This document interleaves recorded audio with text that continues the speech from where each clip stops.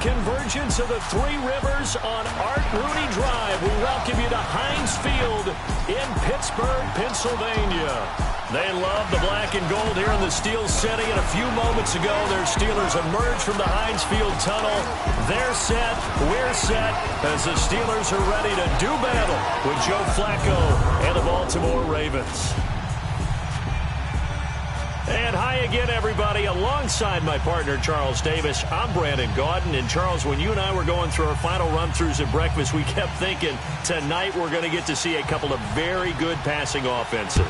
And we're talking about both sides having multiple receivers that can have an impact on this game. It's not just one guy that's going to make all the plays. If you take him away, maybe number 2, number 3, they make the big plays that impact who wins the game. Baltimore Ravens here coming out. Joe Flacco ready to lead him under center. Coming off a Week 3 victory, 277 yards against the Broncos. And, look, I know it's only a 3-game sample size, and one of them was a loss to Cincinnati. But all in all, Baltimore's looked pretty good. They certainly have, and people have to remember Cincinnati's off to a 2-1 start as well. The AFC North's going to be a heck of a race this year. But for Joe Flacco, don't you think that the minute the Ravens announced they were taking Lamar Jackson in the first round, he went right to the weight room, got into the film room, decided to get himself in the best shape possible. And it's not that he hasn't been ready to play before. But you talk about extra motivation. RG3 is there as well. But Lamar Jackson is the one that has spurred this. Joe Flacco has answered the challenge, and his team has benefited. And he is met quickly in the backfield. Down he goes, folded like a lawn chair. That's a tough one right there. He ran right into the teeth of the blitz as the linebacker was freed up in order to stop that one for a loss. I think quarterbacks got to see that. Got to find a way to audible into something a little more advantageous.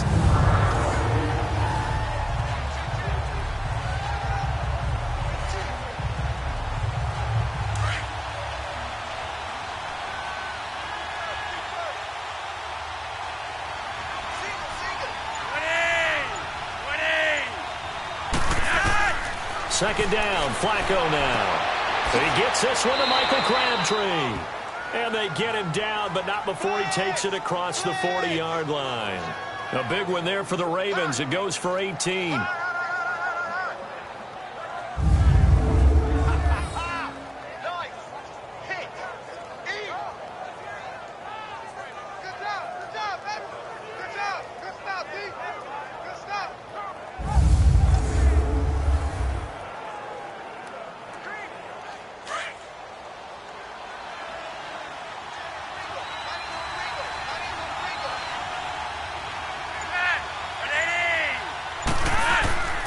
Here's a first down run with Collins. 5 yards on the carry. Good pickup on first down. And the big boys up front in the trenches. What do you think of the O-line, Charles? I love them because this is a group that's so cohesive. They know what the man next to them is going to do at all times, and they operate as a terrific unit.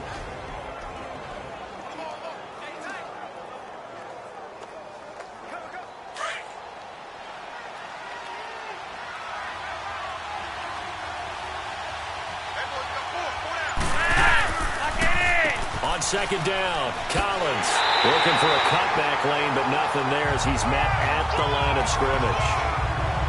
Stephon Tuitt, the one that got him down. Partner, your thoughts on this D-line? I love a unit that can control the run and get after the passer. This is an all-around terrific defensive front.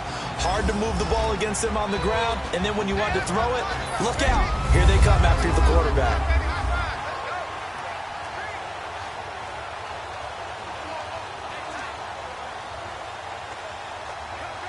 And on third down, a nickel formation here defensively.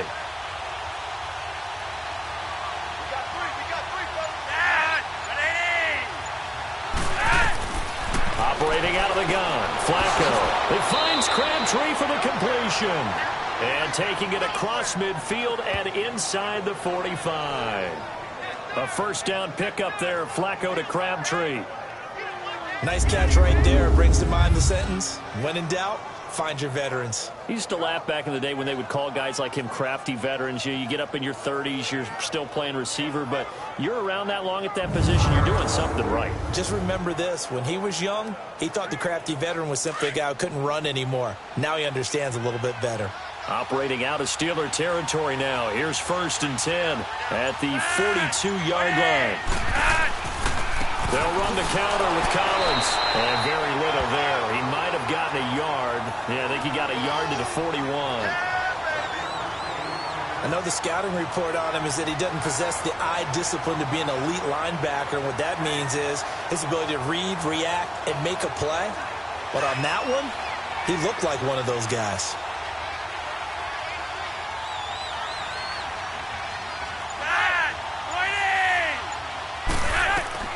On 2nd down, Flacco to throw. Caught left side to Crabtree. And he gets it inside the 35 and just shy of the 30. Give him 10 yards there as this offense is on a roll. This drive continues to plunge forward. Well, I know from past experience, before you actually play a game, you visualize what's going to happen. And I don't know anyone who doesn't visualize themselves being in the center of what's going on. That's 3 catches for him here in the early going. He's got to like the way this is starting. Absolutely. 3 catches on any drive is good. Opening drive, that's a tone setter.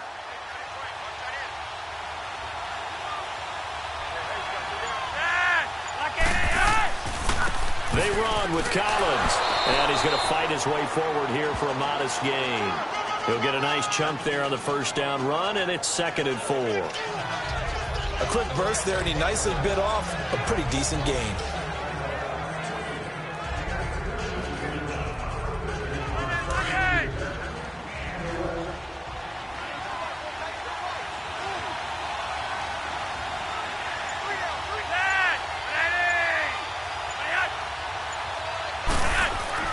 Flacco here on 2nd down. And the hit jarred it loose. It's incomplete. The beauty of being able to play a zone defense, when you can sit back and see the ball coming out of the quarterback's hands, guess what? Creates a lot of confusion, kind of a muddle in the middle of the field where you go make a play on the football. Play number 9 now on this pretty long opening drive. But this is 3rd down. From the gun, Flacco. And this is going to be incomplete. Not only was the call spot on, how about the execution of that defense right there? The zone was absolutely locked up tight. He was trying to force it in there on 3rd down. But if there's a time to force it, he felt like he needed to make a play, right? Yeah, exactly right. 3rd down, you got to try and find something. There's nothing available there for him.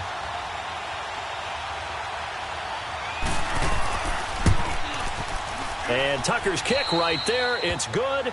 And the Ravens strike first at 3-zip. So the field goal there caps what winds up to be an 11-play drive. Well, partner, that's a lot of offense to run there to only get 3 points. So I just wonder, are they going to recycle those plays because they were successful in getting 3? Or do you go to another section of the playbook trying to find ones that get you into the end zone and get you 6?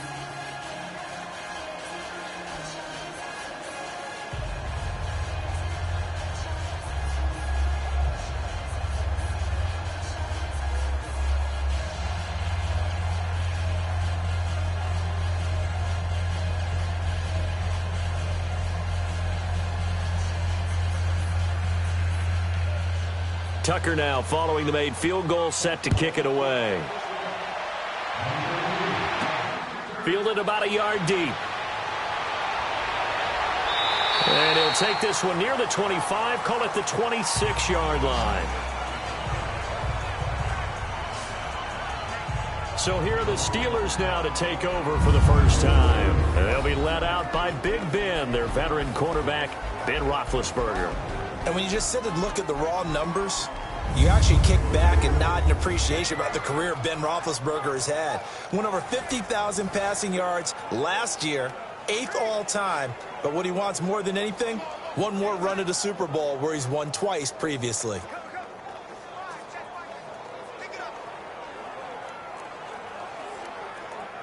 Big Ben and the Steelers with a 1st and 10 at their own 26.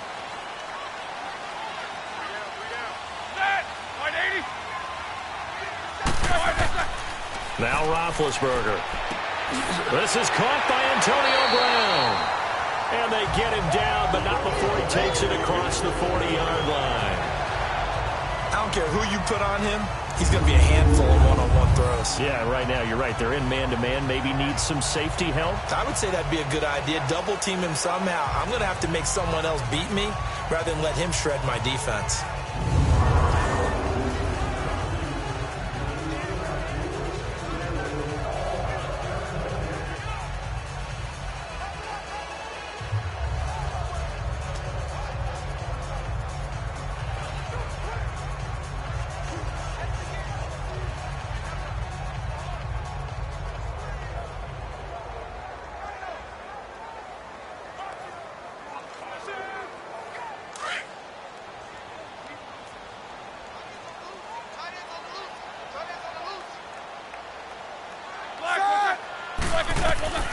Throwing now, Roethlisberger on first down. Going top shelf. It's caught inside the 25. And give him a gain of 37.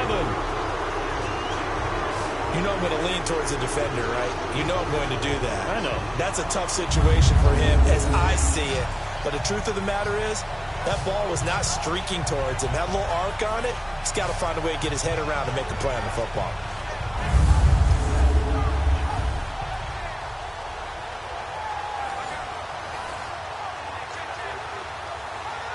A first opportunity for the Steelers in the red zone.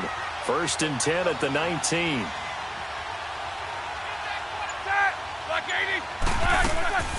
Now the first carry for Le'Veon Bell.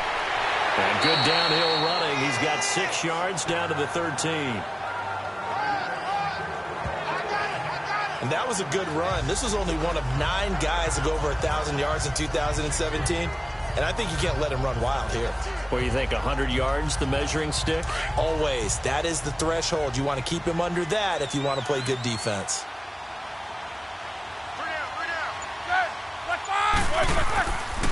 On second down, it's Bell. And he is going to be stopped cold behind the line of scrimmage. It's a loss of 4. Now 3rd down. Well, that play was over before it even got started. Thanks for nothing, huh? How about that? That sets up a very difficult 3rd down call now.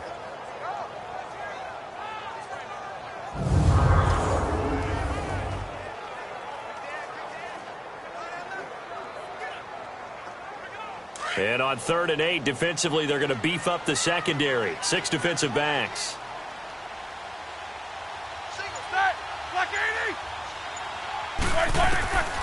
Out of the gun, it's Roethlisberger. And he couldn't hang on to it through the contact. Incomplete. Nice play there to force the incompletion. And to me, one thing's for sure. When you're the underdogs and you're playing on the road, you absolutely have to get takeaways. You've got to get the ball from them. Yeah, win that turnover battle, going to be key. They didn't get one there, but you get the feeling they keep making plays like that, they might just get a few. Yeah, once you get one, defensive teams think they come in bunches. And Boswell's kick is good. And that will tie us at 3-3. So a return of serve, so to speak, here on the second drive of our game as they respond to that opening field goal with 3 of their own. I like that. Go a little tennis on me. I know you. You like to mix it up with sports. They crack a forehand back out and they get a backhand. What was the return on? It was a backhand. I like that. Really good backhand. With some nice top spin on the whole thing. I love it. Almost a mirror image when you really get down to it. I thought that was pretty good stuff.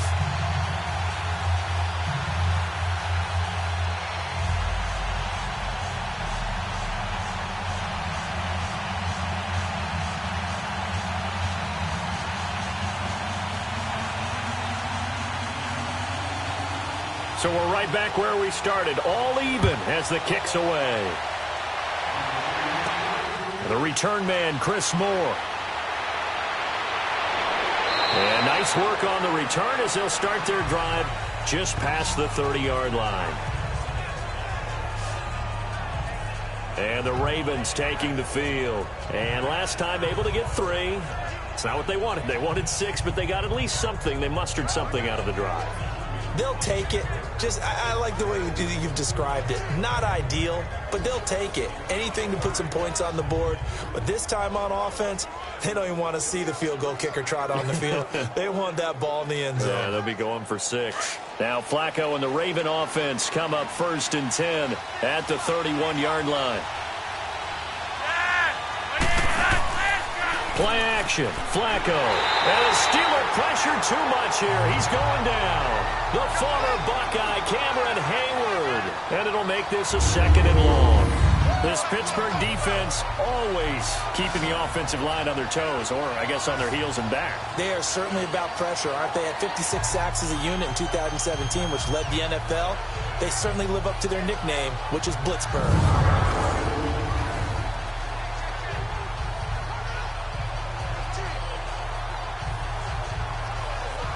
Protection certainly going to need to be a bit better here on 2nd and 16.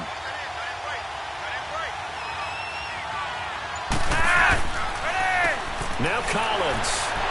And nothing doing here as this time the run maybe gets him back to the line of scrimmage, but that's it. No gain on the play this time, and it'll be a 3rd and long situation coming up. Then he got off the end there very quickly to make that play. Yeah, it was almost like the bullet train, wasn't it? I mean, just zoom. Quick, quick, quick. And what a terrific play, holding them to no gain. 3rd and long for Joe Flacco. And that is incomplete. It's a great job by this secondary. When I watch them, they remind me of elite defenders on a basketball court, right? They want to contest each and every pass. Great contest on 3rd down to bring up 4th.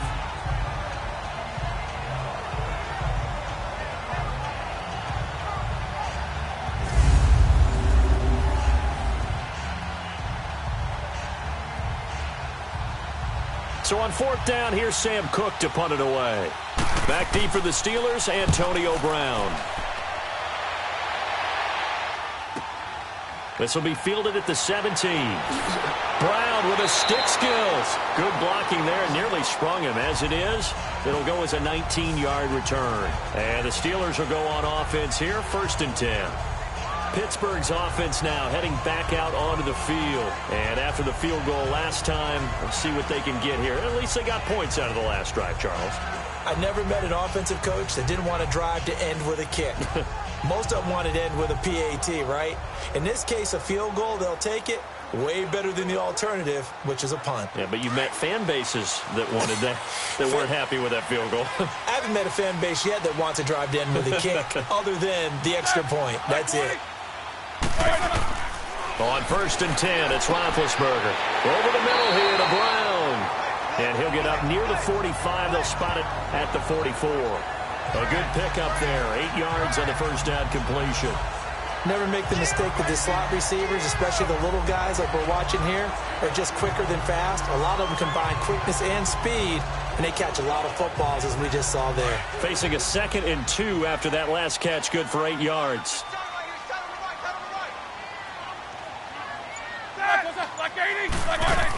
They'll run it now out of the gun. And, oh, little spin cycle. Room to run now. And he'll get it into enemy territory just across midfield at the 49. It's a pickup of 6 and good enough to move the chains. Well, Charles, Le'Veon Bell, 26 going on 27, and the shelf life of these NFL running backs seems to be getting shorter and shorter. How long can he go at this torrid pace? Usually we say 30 is kind of the line of demarcation for a running back. But Le'Veon Bell played all 16 games in 2017, takes great care of himself off the field. I think he's got a chance to break through that 30-year-old mark, and in a big way.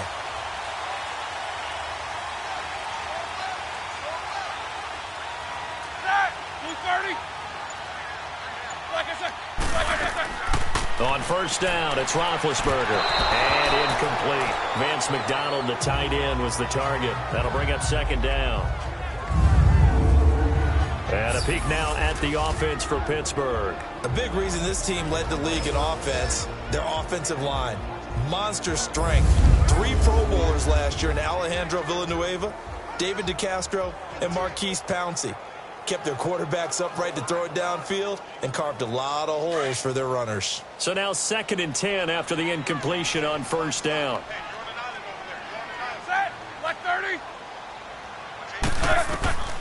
From the gun, it's Roethlisberger.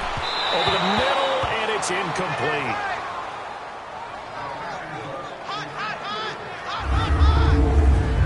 The starters now defensively for Baltimore. Linebackers still often control defenses, and C.J. Mosley does exactly that for his. A Pro Bowler 3 of his first 4 years.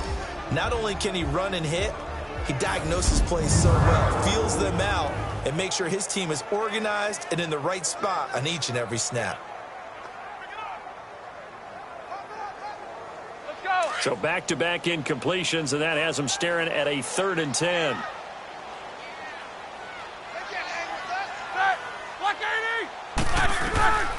From the shotgun, it's Roethlisberger. And he goes down. The Ravens able to get to him. Great job defensively. I think he was trying to go through his progressions, find someone to get rid of the football. Before he knew it, he was on his back. So that just brings us right back to what you said in the beginning. A great job defensively. Nowhere to go with the football. That led to the sack.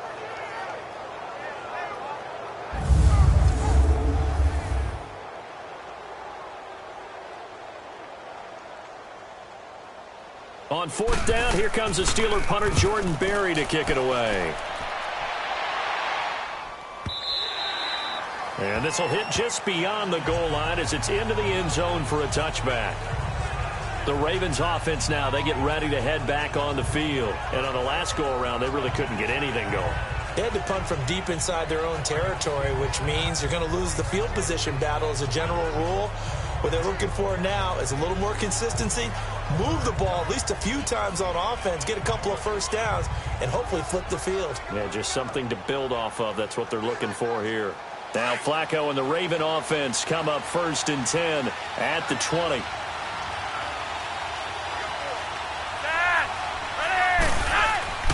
The drive starts with a run by Collins. Officially no gain on the play, and it's 2nd down. Defense doing their job, really nowhere to run the football. Yeah, it's almost textbook, wasn't it? Every place he tried to find an open spot, there just wasn't one. Congrats to the defense, no gain.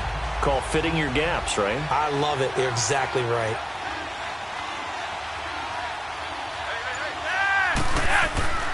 Here's Collins. And he'll get this up over the 25 to the 26. He's able to rattle off 6 on the carry, and that'll get him to 3rd and 4. All right, Brand, I know we're in the early going here, but those kind of runs, they're going to open up a world of opportunities for this offense going forward. The Ravens on 3rd down. Just 1 for 3 thus far. This is 3rd and 4.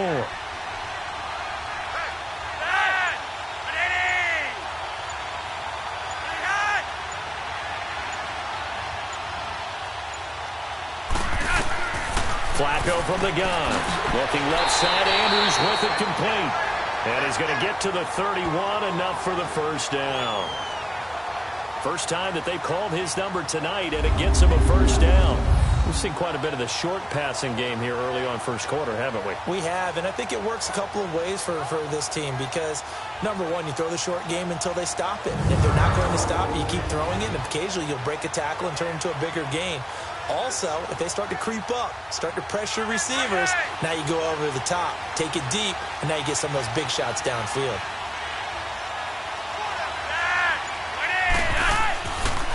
This is Collins on the handoff, and he'll be tackled at about the 35. It's big Vince Williams who made the tackle. I call that play a success. A nice inside run sets up a very manageable 2nd down, a very solid gain on that play.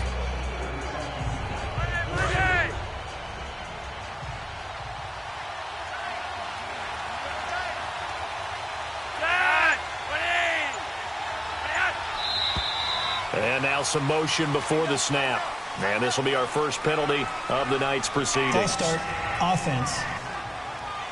That's going to set him back 5 yards. Still 2nd down.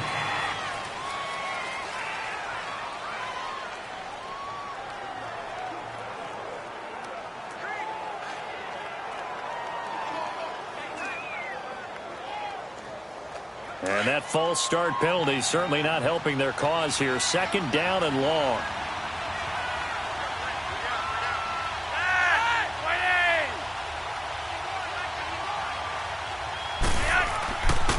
Now a give to Collins. And they'll get it up just short of the 45 at the 44. They get 14 on that one. That's good for a Baltimore 1st down.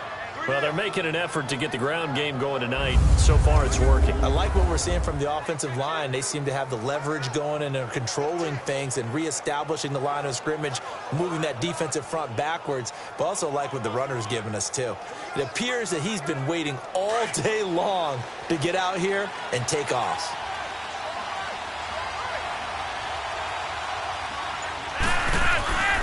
First and 10 here for Flacco. A fight for the football, and it's intercepted.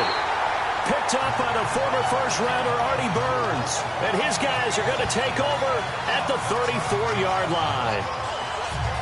Brandon, this is a veteran quarterback back there. He should know better than to make a throw like this. This is definitely not his best ball. And I think he knew this was trouble the second it was leaving his hand.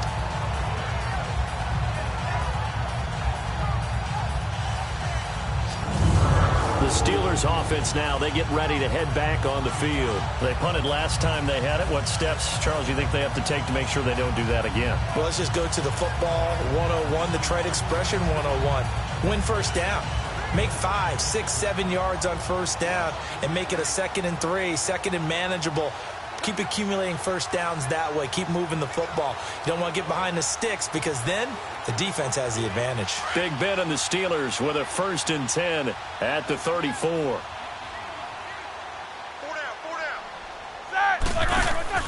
After the interception, here's Roethlisberger. He's going to sling this deep downfield. So they took a shot on 1st down but couldn't connect.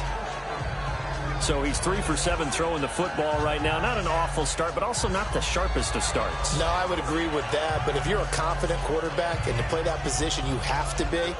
You just act like there's something wrong with the wind currents or something wrong with the ball. It is not you. Keep throwing. That timing usually develops. On the counter, here's Bell. He juked him. And the reinforcements come in as they're going to stop him behind the line. He lost 2 there, and it's 3rd down. Old Coach of mine used to say all the time, hey, sometimes you got to put your nose down, put your shoulder down, and drive forward and get some yardage. Save those dance moves for the senior ball, son. The defense, though, they were crashing hard. He didn't really have much of a chance.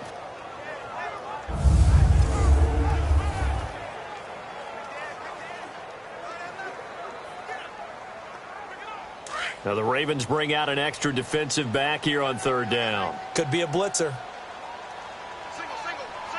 Ready? Black 80! Here's Roethlisberger. And he finds McDonald. And he gets this one to midfield before he's brought down.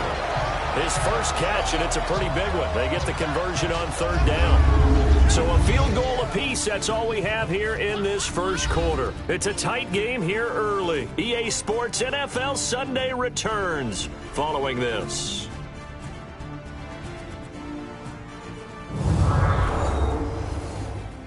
The NFL on EA Sports is presented by Snickers. You're not you when you're hungry. Snickers satisfies. Back with Charles Davis, Brandon Gaudin. It's Steeler football to begin quarter number 2, and they've got it here with a 1st down.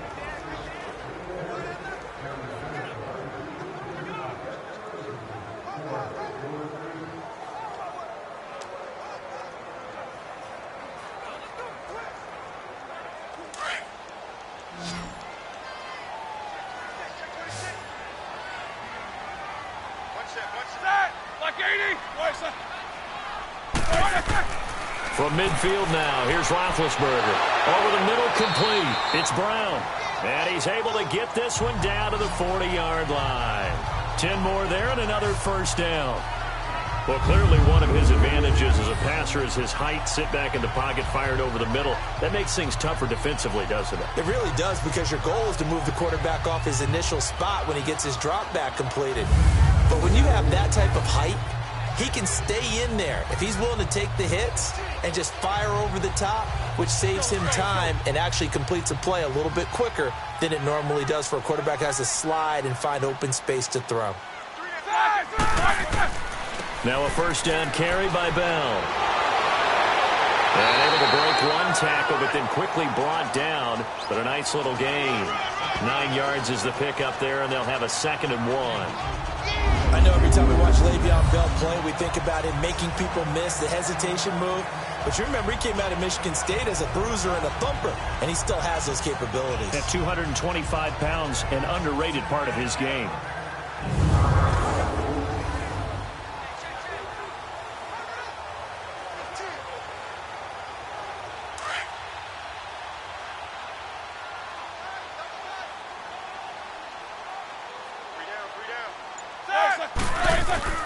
Roethlisberger now off the bootleg. And McDonald here over the middle. And he'll go down here right around the 23-yard line. And they just keep marching right along. First down on a pickup of 8 there. That was a route run not just with dexterity, but with intelligence. Found the hole in the zone, made sure the quarterback saw him, and was able to make the sure catch and flip the down marker back to 1.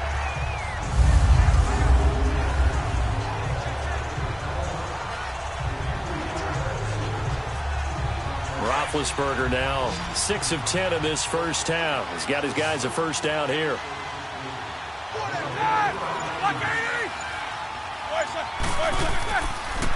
Now Roethlisberger going to hand to Bell. And he'll be taken down near the 20 at the 21. 2 yards on the carry there. It'll be 2nd down. One thing to keep in mind, partner, especially in the second half, when you've got a running back of this size, of these dimensions, I can just tell you, attrition does set in for a defense because you're excited about hitting him in the first half. Maybe not so much in the second half, and some of these shorter gains turn into bigger runs later. Roethlisberger with a give to Bell. And that play going absolutely nowhere as he's belted before he could get out of the backfield. Calling a loss of 2 on the play. And that's going to make it 3rd down and 10. Count me as a little bit surprised by what we just saw there because this has been a pretty long drive, and normally you think that wears down a defense. In this case, looked like the offensive line let them down a little bit. Yeah, allowed the penetration and the ability to stuff them for a loss. The Steelers on 3rd down, just 1 for 3 thus far. This is 3rd and 10.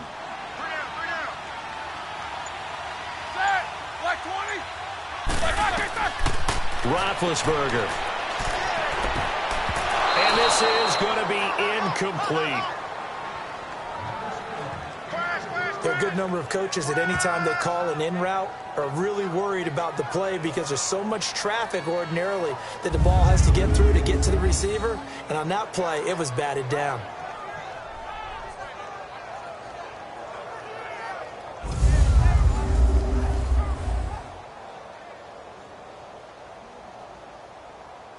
And for the 2nd time tonight, this field goal unit comes out here. He hit his first, this one from 40 yards out.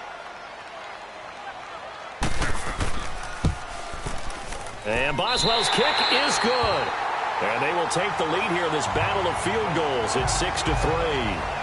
So we're trading first-half field goals. No breakthrough on the touchdown front. Got a 6-3 game. Yeah, and I know so many people look at a game through offensive eyes, right? They want to see how the game's played that way. You know how I'm going to view it, right? The defenses, to me, have responded well in this game.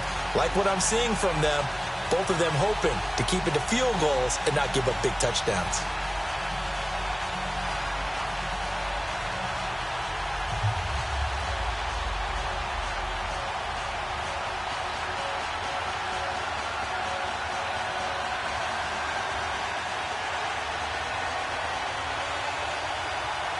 After the successful field goal try, here's Boswell to send it away. This fielded a few yards into the end zone. And no run back here. This will be a touchback, and it comes out to the 25-yard line.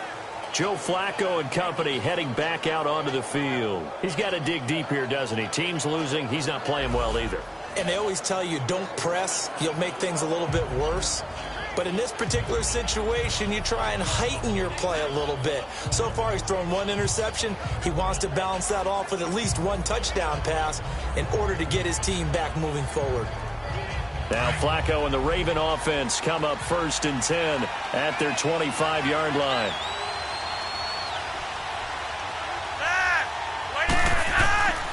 They'll begin the drive with Collins. And that one blown up quickly as he's going to be stopped before he could even get started. Call that a loss of 5 yards on the play. And it'll be a 2nd and long. I know when I was a kid, I always got real excited when I saw those lateral-type runs. But the best backs that made it happen, they put a foot in the ground and just go. That didn't happen there. That play got swallowed up.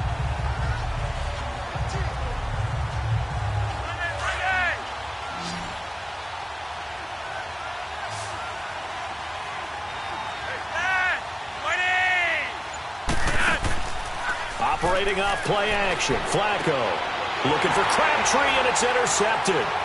Picked off at the 35. And this return is going to be halted right around the 28-yard line.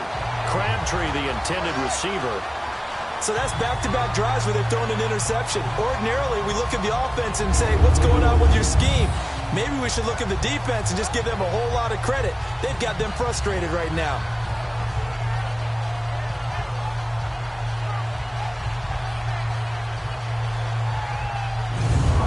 Steelers offense now, they get ready to head back on the field. And they split the uprights last time for 3. They've got the lead. They're not going to play this conservative. They're not hoping for another field goal. They're hoping for a touchdown. I'm with you on that one. I like where your head is. I like the way you're thinking because you're exactly right. Trying to sit on a lead and play that way, that doesn't work too well for most teams. Run your offense. Run what you do best. Exactly. Put it all the way down and try and increase your lead in a big way. And the best way to do it, touchdowns.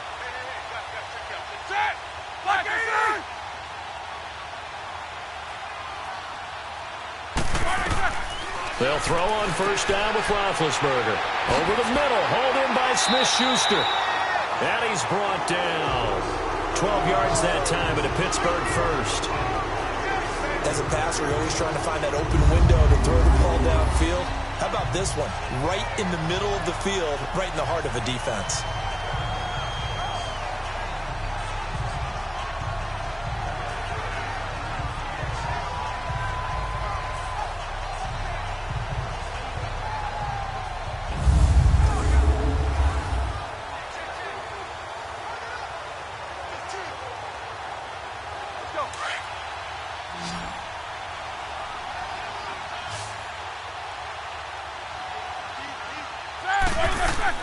Now Roethlisberger on 1st down. Try to drop one in, but it's incomplete. Those passes out that far wide always make you hold your breath a little bit. Felt like it was in the air for a while. What it does is it allows a defender to gain some ground, come from a long distance, and have a chance to affect the pass.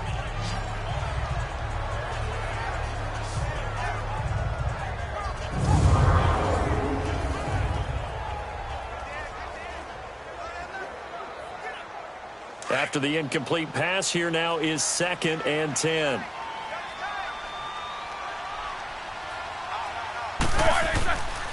A give to Bell. And able to push his way forward here for a good little gain. It'll be a pickup of 5, and that leaves him with 5 more. 3rd and 5 now. That 2nd down play call was not to pick up the 1st down. It was to accomplish what they did to get them into a manageable 3rd down because they had incompletion on 1st down, so they were behind the sticks, so to speak. They needed to make up some ground, and they did.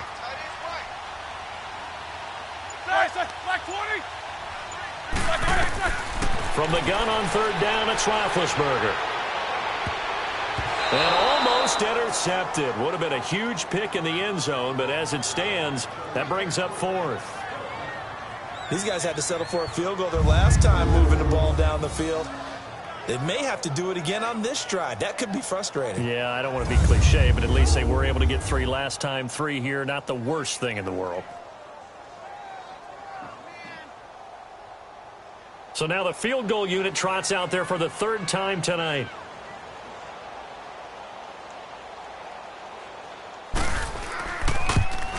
And Boswell's kick is good. And they continue to lead in the battle of field goals here. It's now 9-3. So he's been a busy man here in this first half. That's 3 field goals for him now. And not just 3 field goals, but 3 for 3. So even though the offense has struggled a bit putting it in the end zone, it's still been able to come away with points due to his leg.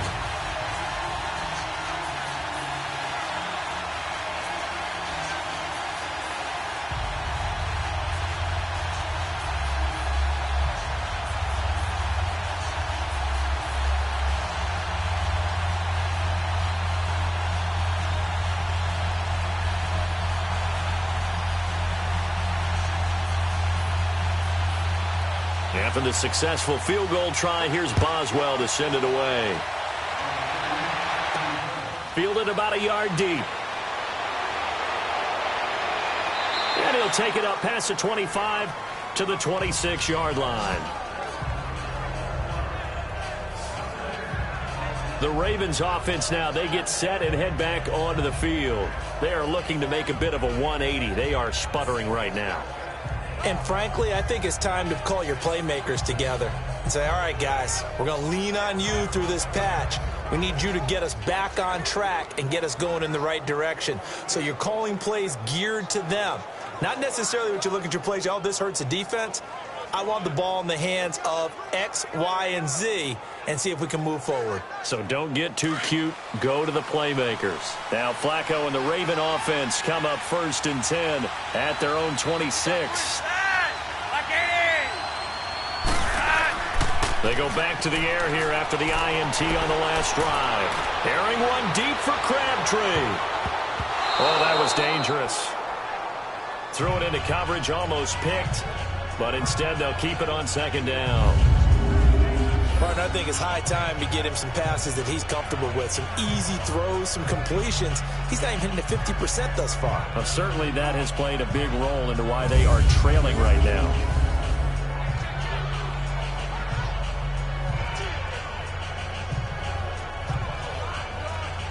An incomplete pass on 1st down. That leads to a 2nd and 10.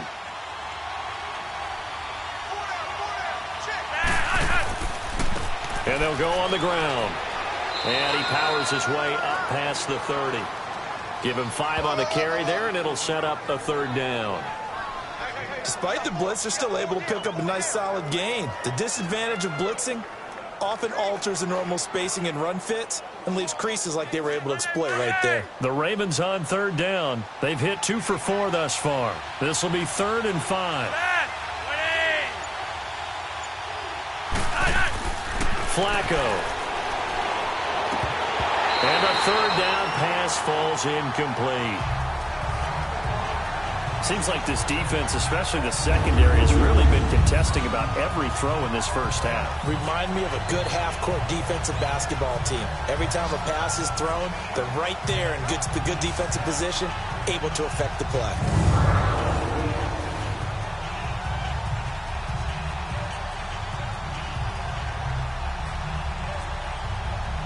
Here's Sam Cook now. On for his 2nd punt. He'd take a repeat of his first. He gets this one away, and boy, it's another boomer. It'll be a 51-yard punt that time. And the offense will take over with a new set of downs. Now the Steelers offense gets ready to get back onto the field. And last time they got 3 points, but it was a chip shot field goal. And when you go to the sideline after a chip shot field goal, maybe the offense not too happy. It's a balancing act, isn't it? Because you're exactly right. They're none too pleased that they didn't punch it in for 6 points. But they also have to remember they did put points on the board. 3 points is 3 points. And in this league, you take points when you can get them. Not easily done. Big Ben and the Steelers with a 1st and 10 at their own 19-yard line. Now it's Roethlisberger. Goes underneath for Bell. And he'll get it up here this time to the 21. It'll be a 2-yard gain, and it'll be 2nd down. So many times you hear today's NFL described as a space game. Get your best players into space with the football in their hands. That's why sometimes you just swing it out to your runner, get him out in the flat, and let him have a chance to make people miss an open field.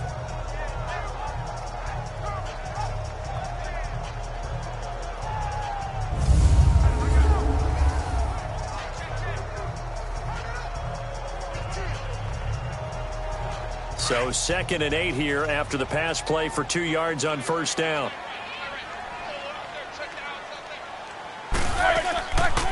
They'll run it now out of the gun. And not too much going there as he'll get it up to the 23-yard line. Just a couple on the ground there, and that's going to bring up 3rd and about 6. The completion on first didn't get much, and now the run on second doesn't get a whole lot either. Well, if you're a good play caller, you've already looked ahead and anticipated this type of situation. Already down in his play sheet, trying to dial up a big 3rd down play.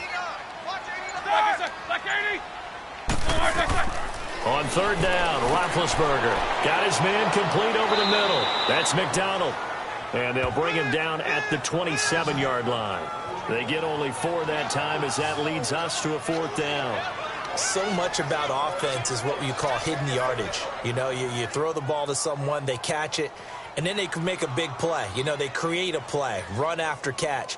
They did a really nice job there of limiting that and keeping him from a 1st down. Yeah, stopped him in his tracks. Fielded at the 20. Nice job bringing that one back. 14 on the return. And the Ravens, they'll take over. And now here come the Ravens. The crowd may be losing just a little bit of the edge after back-to-back punts.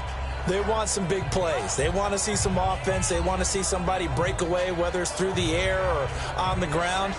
Now it'll be interesting to see where the patience is on both sides. Each head coach, can you hang in there and not try and force something that could put your team in some jeopardy?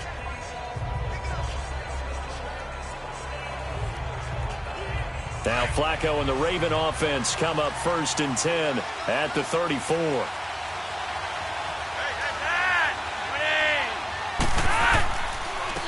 And they'll try the ground game here with the running back. And he went nowhere. Well, he went backwards, back to the 33. That's going to go as a loss of a yard, and it'll be 2nd down. An interesting and intriguing decision there defensively because they kept extra DBs on the field despite seeing the multiple tight end look that came out for the offense. I thought they were going to switch out of it. I didn't know if they felt they didn't have time or what the case was. Well, in any event, the extra speed allowed for great penetration as they stuffed that one behind the line of scrimmage.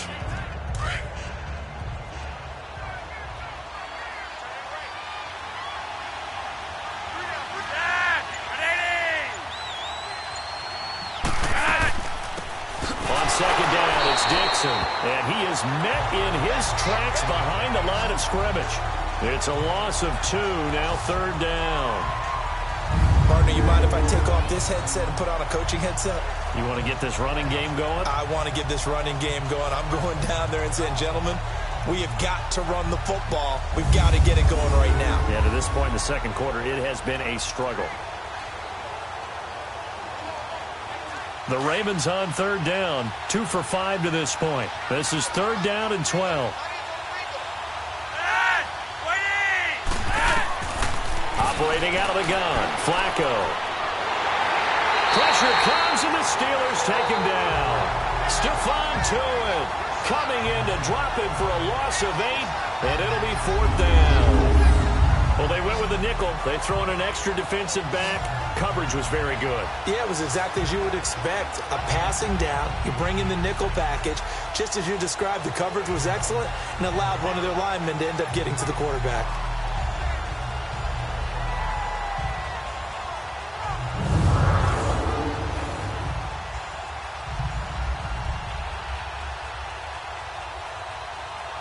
Here's Sam Cook now as the drive goes backwards, so he's on to punt it away.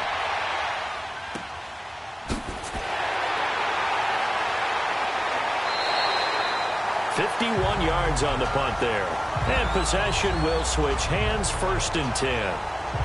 And Le'Veon Bell making his way back out onto the field now. He's hoping to get it going. They're hoping to get him going, too. You know, he's about ready to pop one here in the 2nd quarter. He's hoping. And his offensive line teammates, they want to get one of those too because they want to continue to run the football. Most offensive linemen like that part of the game better than pass protection because they're not taking blows, they're actually dealing them out.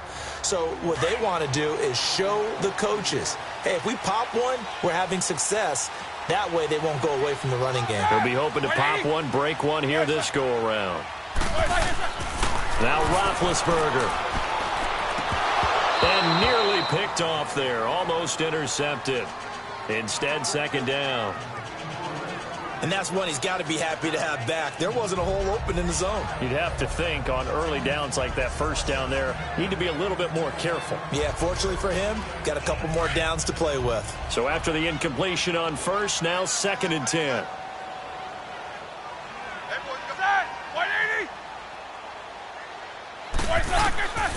To throw here, Roethlisberger. Throw left side, complete to Smith-Schuster. That'll give him 60 yards receiving now as he's got a first down. To win any route, you've got to break down the defender, and that's exactly what happened here on this really nicely executed curl route.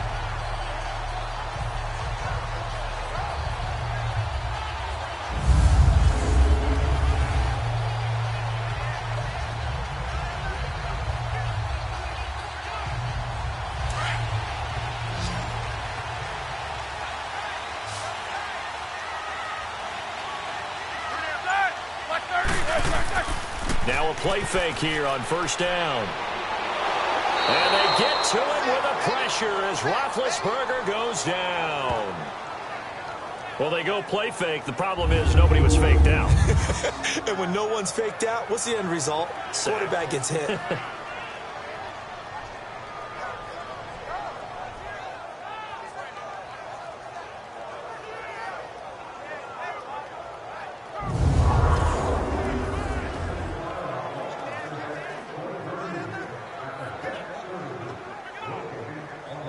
After the sack, it's 2nd and 19, and the road gets a bit tougher from here.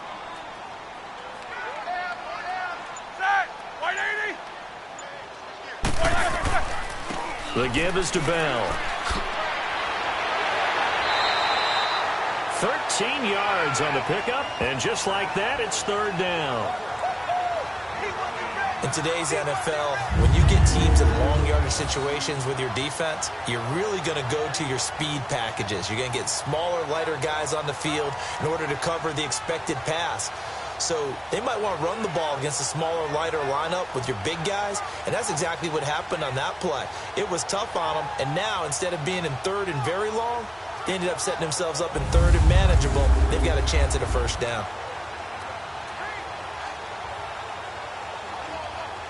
The Steelers on 3rd down. They've had their troubles, just 1 for 6. This will be 3rd and 6.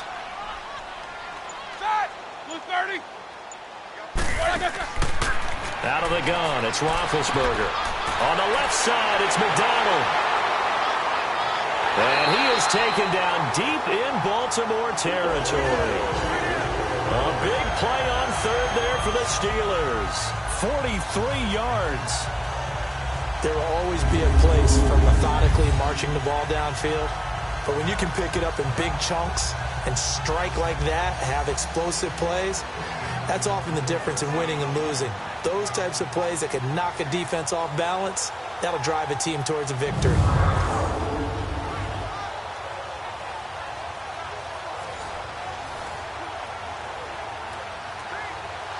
So on the other side of the field now, it's 1st and 10 as they've got things rolling on this drive.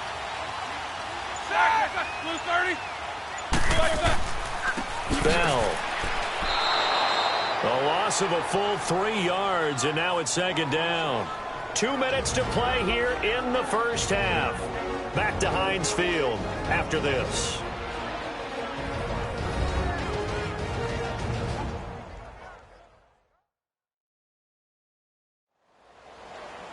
A reminder, coming up at halftime, Jonathan Coachman will join us from Orlando with our halftime report, but business to take care of before we get there. A 2-minute drill before the coach's 2-minute drill.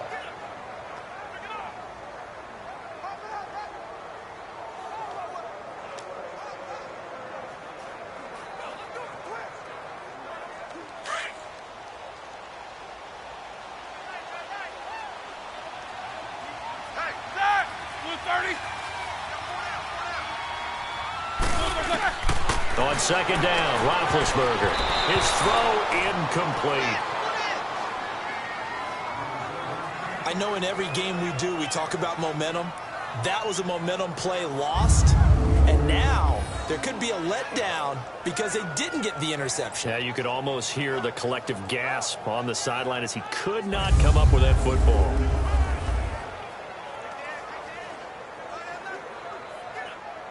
The Steelers on third down, lacking much success, just 2 for 7 to this point. This is going to be 3rd and 13. Roethlisberger will throw. But now he's swallowed up and taken down. And it's Roethlisberger, their captain. He's the one who's still down on the ground here. Well, he gets attended to. We'll step aside.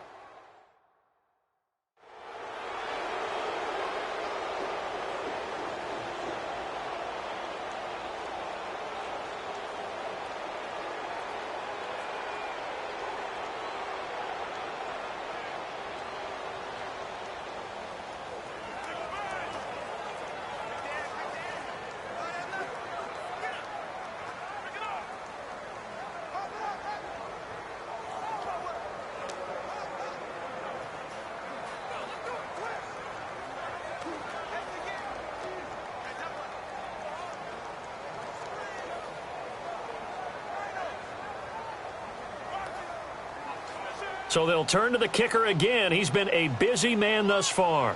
And this one, a 41-yard attempt.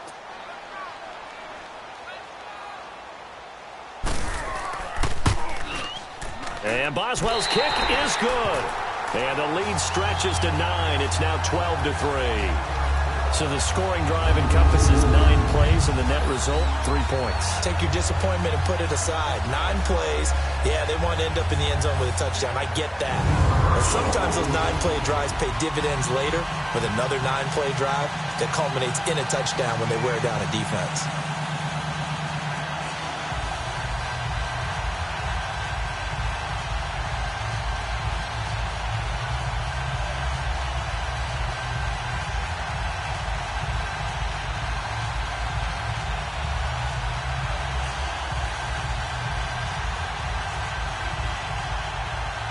After the successful field goal try, here's Boswell to send it away.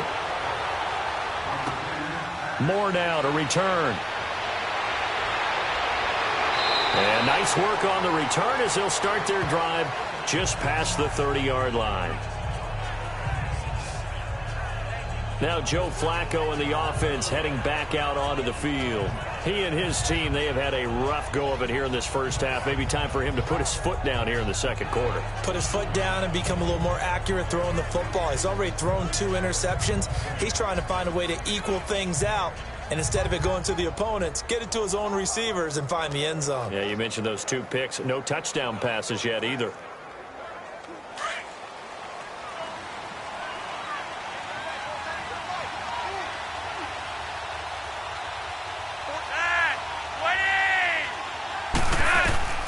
First and 10, and Flacco looking to throw toward the center of the field, but it's incomplete. This defense has been very disruptive early on as they force another one to go awry. Seems to be the front and the back end. Pass rush, they've been able to get home, and they're taking the ball away in coverage as well. I love how you put it together. The front and back working in sync, only way to play good defense. So now 2nd and 10 after the incompletion on first down. From the gun, Flacco. And this time he's got the hook up. It's complete. And he's able to take this one up to the 35-yard line. That catch good for 5. It's 3rd down. Flacco fakes the give. Sets to throw. And he's got Snead. And getting this just shy of midfield. They'll spot it at the 49. He's got his first catch here before halftime, and it goes for a first down. They look to throw on 1st and 10 with Flacco. Throwing over the middle, and it's incomplete. The one thing that I've liked defensively is that they've shown him a lot of different looks here in the first half. They've come after him. They've sat back. I think that's what you need to do to keep an offense guessing. And they certainly have kept them on their toes. That's why they haven't had much success on the scoreboard. So they'll come up after the incompletion for 2nd down. Flacco will take to the air again. Throwing middle, but it's incomplete. Trying to get it to Willie Snead there. And it'll bring up 3rd down. It's been my observation there's been a nice variety of play calling defensively. You and I often talk about an offense's ability to keep a defense off balance with what they're doing. I think the converse has been true in this game. Yeah, I think you're right. They seem to have gone off tendency quite a bit, but only the second quarter, a lot of time to change things. The Ravens on third down, 3 for 7 so far in this game. This is 3rd and 10. They go pass again with Flacco. And the Steeler pressure too much here. He's going to go down. And the Steelers signal for another timeout as they'll stop it with just over a minute to go before halftime.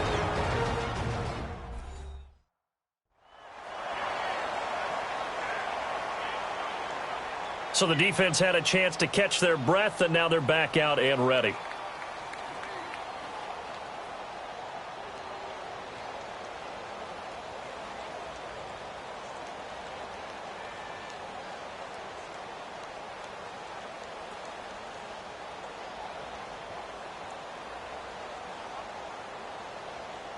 Here's Sam Cook now.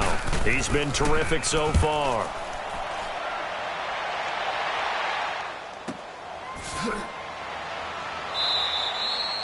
A 48-yard punt, 7 on the return. And out will come the offense as they take over. And now out come the Steelers. And we'll see how this is played. Offensively, they've got the lead. Not a whole lot of time left. What do you think, Charles? Well, it's tempting to try and add to your lead. But a mistake there, that can change things in a big way. I say go ahead, take the knee, get on out for the half.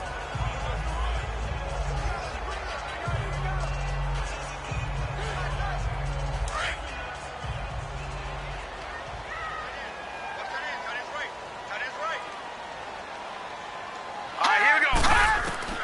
Now it's the backup Rudolph. Into heavy traffic, and it's intercepted. Picked off by Tavon Young.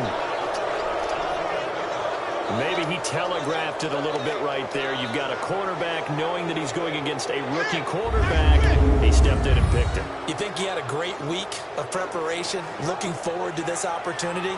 And the second part of that is, when you're a young quarterback, you are going to stare down targets, but oftentimes your playbook hasn't expanded to give you full field reads as well. Makes it a little bit tougher for him. Here comes the Raven offense now, ready for another possession. These guys had to punt their last possession, and that's become too familiar of a refrain. Too many of these drives just wound up going nowhere. But you know how in baseball, when the pitcher gets a base hit and he's on base, they bring his jacket out to him to keep him warm? A lot of times the punter goes to the sideline, puts on sweatpants or a wrap over his leg to keep it warm. He might need a massage from the trainer right now from all the work he's getting.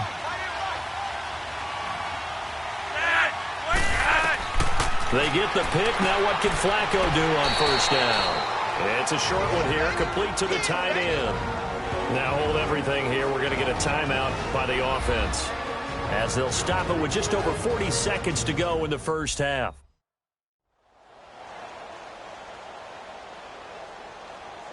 And we're back. The offense had a chance to talk things over, and we'll see what they come up with here on this next play.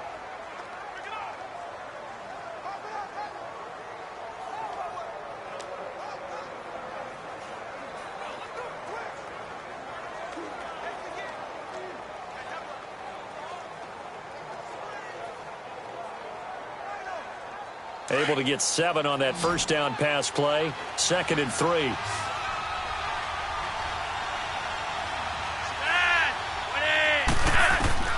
Flacco from the gun. Caught left side to Crabtree. And now before this first down play, we're going to get a timeout here, as they stop it here with just under 40 ticks to go in this first half. So the offense took the timeout. Looks like they're ready to go as we get set to resume the action.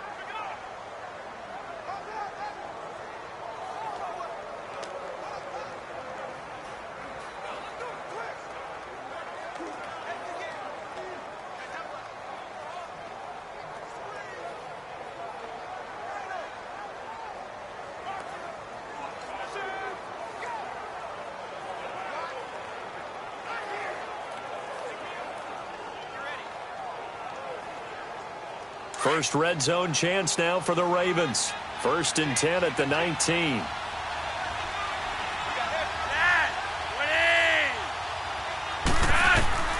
Now Flacco. That's caught over the middle by Hurst.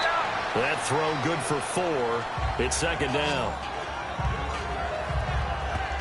One thing you're hoping for when you run drag routes, you're able to hit a receiver in stride, and he can pick up a lot of yardage after the catch. But in this situation, the defense was effective, able to stop him before he could get a good head of steam going. The Ravens moving quickly here as the clock runs. Once more, it's Flacco. And he's got it. And he'll take it into the end zone for a Ravens touchdown. Mark Andrews in the final seconds of the first half. And the Ravens draw a bit closer. Terrific. Touchdown.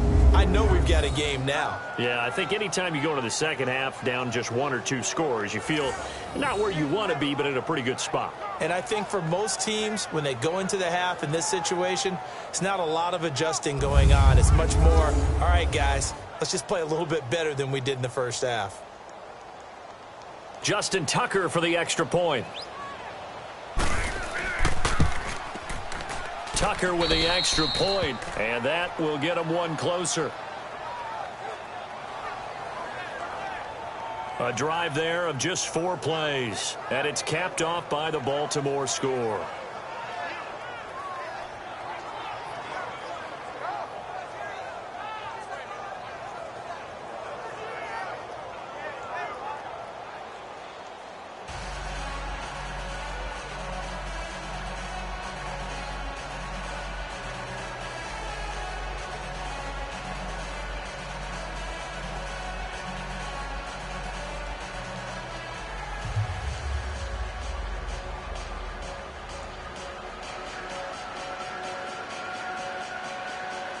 Here's Tucker now out to kick this one away.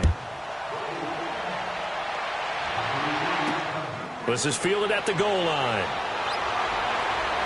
And he'll make it across the 20 as his guys will set up shop at the 23-yard line.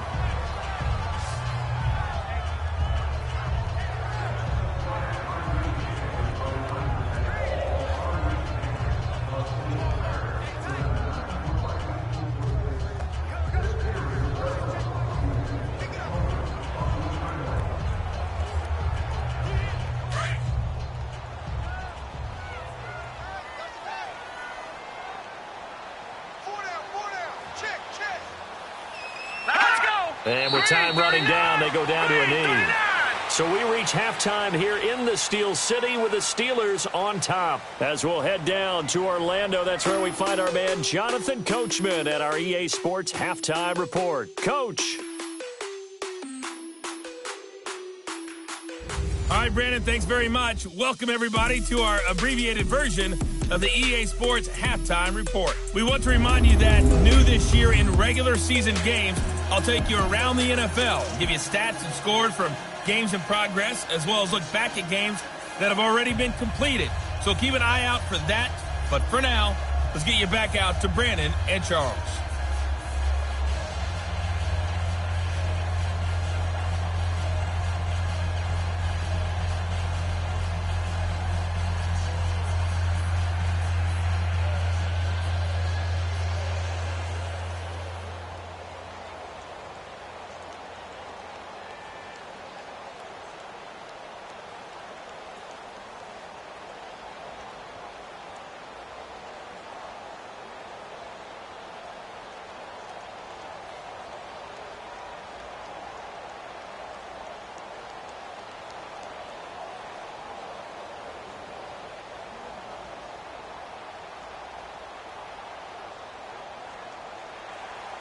So time for the second half as the Steelers have the lead, and they will also be receiving the football here to start the third quarter. On the return, Fitzgerald to Son. And the decision to bring it out, a good one, as he's up a yard or two shy of the 30. The Steeler offense now with a football first here to begin the third quarter. They have the lead. Now they'll be looking for some separation here as we begin the third quarter. I like the way you term that, because now I think they go a little bit deeper into their playbook. They like what they did in the first half. That worked okay. But in order to get the separation that you just talked about, change things up a little bit. Change your tendencies. Try and hit them a little bit more with some things they didn't see in the first half. We'll see if they do just that. Big Ben and the Steelers with a 1st and 10 at their own 28-yard line. From the shotgun, it's Roethlisberger. And seeing no options, he just tosses this one away, incomplete. Now that'll bring up 2nd down. What's the old adage? Be quick, but don't hurry.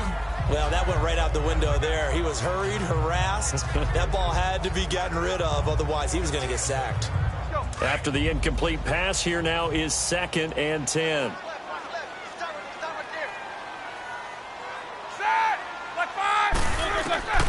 From the gun, it's Roethlisberger. This is Bell on the dump off. It's a 4-yard pickup, and that'll bring up a 3rd down. But it's tough to be a defender in today's NFL because there's so many things to account for in today's passing game, including the back sneaking out of the backfield. Not quite as bad as a turkey bowl where you have that center-eligible stuff, but still a lot of guys to account for. The Steelers on 3rd down. They've struggled to the tune of 2 for 8 so far. This will be 3rd and 6. Now Roethlisberger. And that is incomplete. Let's face it, you can run the route tree as many times as you want, get in sync, practice it, do all those things. But once you get to game speed, it doesn't always time up quite that well. That one goes incomplete. Here's Jordan Berry now as he's on to punt for Pittsburgh.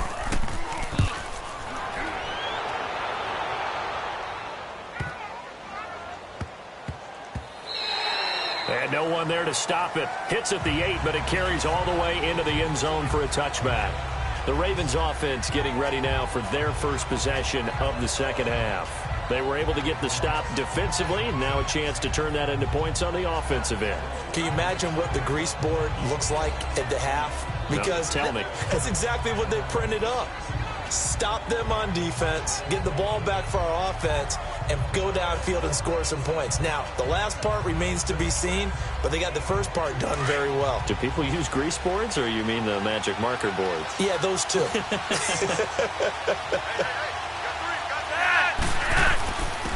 And they'll go ground game here with a tailback. Fights forward for only about a yard up to the 21.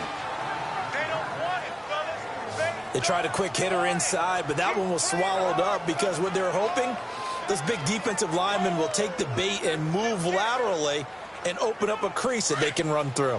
Didn't happen on that play.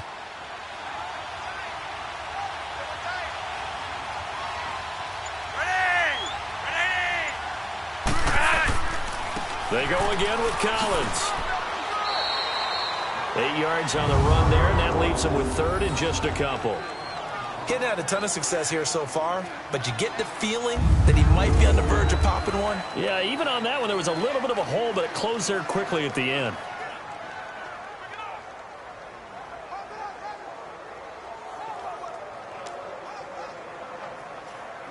The Ravens on 3rd down. They've converted 3 times in 8 chances. This time they face a 3rd and 2. To pass, Flacco. He's just going to dump this one off to his fullback out of the backfield. And he'll be brought down right at the 30 here. Call it a 1-yard gain on the play, and that's going to make it 4th down. Now, that's often a surprise for the defensive guys when they see the big fella slide out of the backfield and catch the ball. Not something they usually go over in practice very often.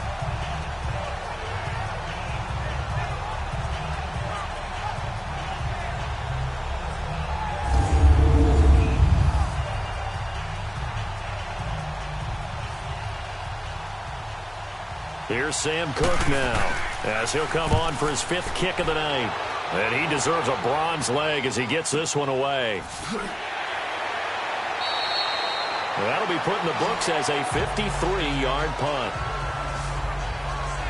And Pittsburgh getting set to take the field. And a tight game after punting last time. See if they can get something going on this drive. As they head to the field now, with the game this close, you've got to feel there's a sense of urgency for them going on offense right now. But they have to do it without letting panic creep in and affect their play. Big Ben and the Steelers with a 1st and 10 at their own 22.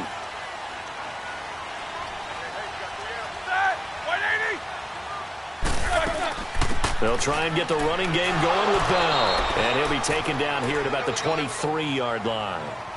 The linebacker, C.J. Mosley, in on the stop. You know that old expression, it's not my night? It hasn't been his so far. I don't know if the legs are a little bit heavy. Sometimes having to hang out all day and play doesn't exactly play to your advantage, but it's been a tough go for him. And every time he looks up, somebody's there defensively. That was the same case on that play.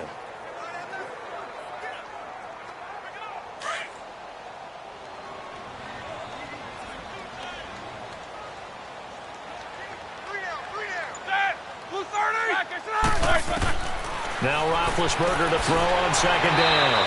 Open man completes it to Smith-Schuster. The reception good for 7. It's 3rd down.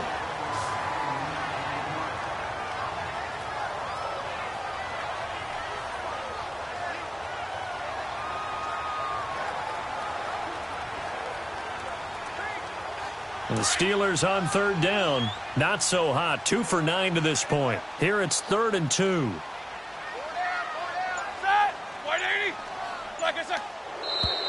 Now whistles here before the snap, and it looks like one of the Steelers may have moved.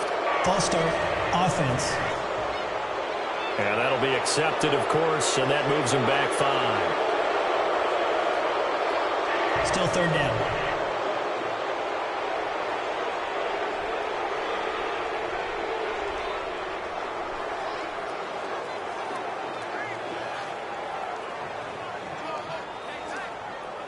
And a manageable 3rd down becomes a lot less manageable. 3rd and 7 after the false start.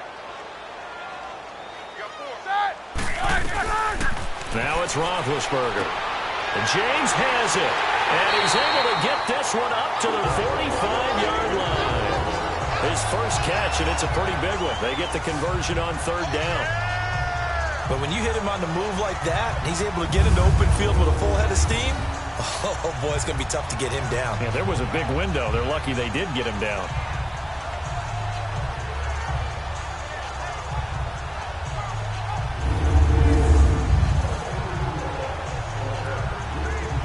Roethlisberger now. 5 straight completions here in this second half. 1st and 10.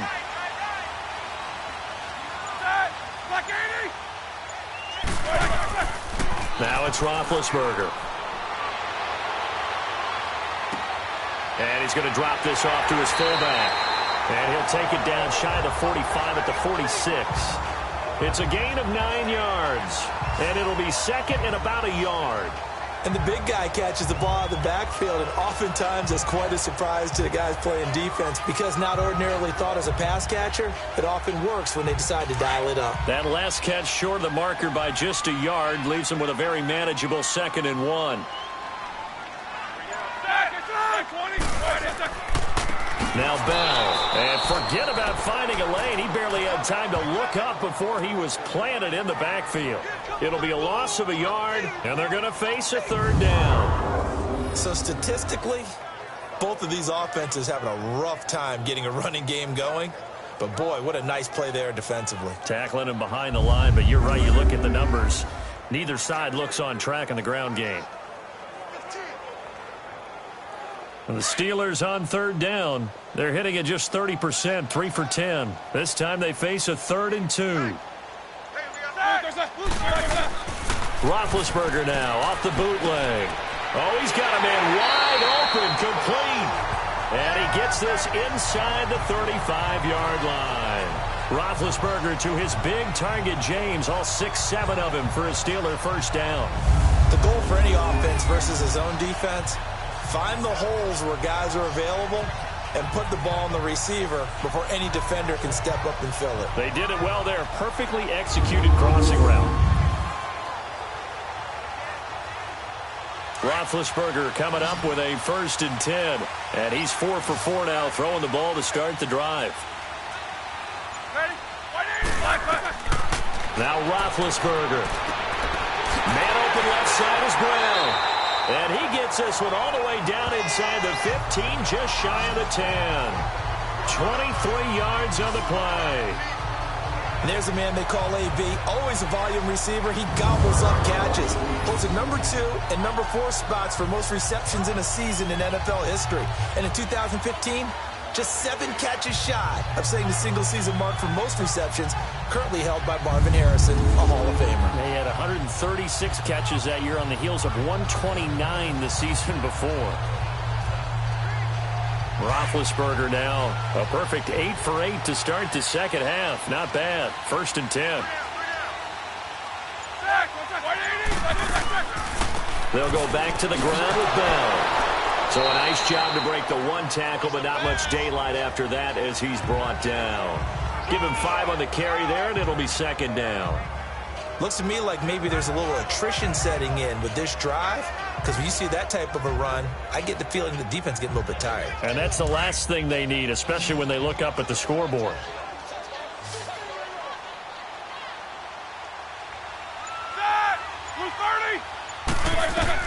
On 2nd down, here's Roethlisberger. This will be caught at about the 5. And he'll be brought down here at the 3-yard line. 4 yards on the completion, and it sets up a 3rd down. And, partner, I think that was a great example that not all tight ends are created equal, because everything was right. Got the completion, but he's not one of the more dynamic guys in the league. So even though he caught it, couldn't turn it into much more. 9th play coming up here on this drive. This is 3rd and a yard. They'll try and run for it with Bell. And the second wave of tacklers is going to get him as they stop him behind the line. It's a loss of a full 3 yards, and it brings up 4th down. That's a really alert defense there, because they saw the heavy look come in from the offense, countered it with extra linebackers who brought a little bit of speed and heft, and able to really make a big-time play for their defense.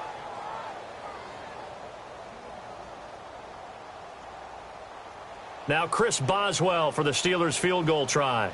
From the right hash here, should be an easy one.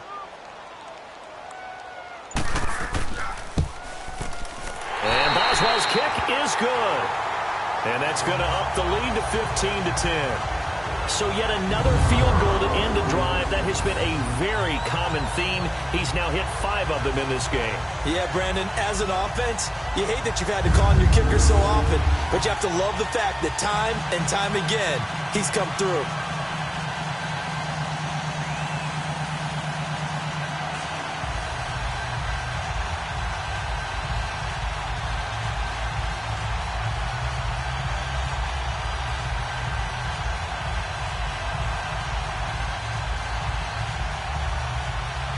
After the successful field goal try, here's Boswell to send it away. This fielded a few yards into the end zone. And no run back here. This will be a touchback, and it comes out to the 25-yard line. And now Baltimore gets set to take the field. And hoping to do better than they did their last possession when they punted the football. Appeal to the vanity of your offensive line. Tell them that they control your fate. Leverage guys. Win the line of scrimmage. If you do that, you start to win 1st down. You win 2nd down. And guess what? You start accumulating 1st downs. And that's what they need in order to not punt the ball again. Now Flacco and the Raven offense come up 1st and 10 at their own 25-yard line.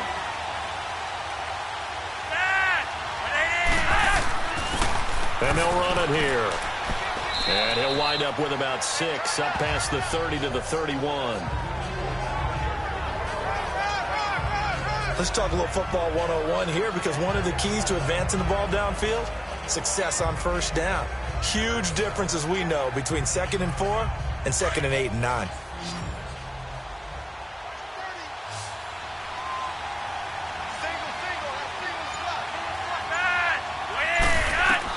Second down, Flacco now. And a quick throw here, that's complete. And down he goes, but he takes it up to the 40. 10 yards there, good enough for a Raven 1st down. Like so many tight ends nowadays, they have no problem at all putting him in the slot and letting him go to work, and that's a nice pitch and catch right there for a first down.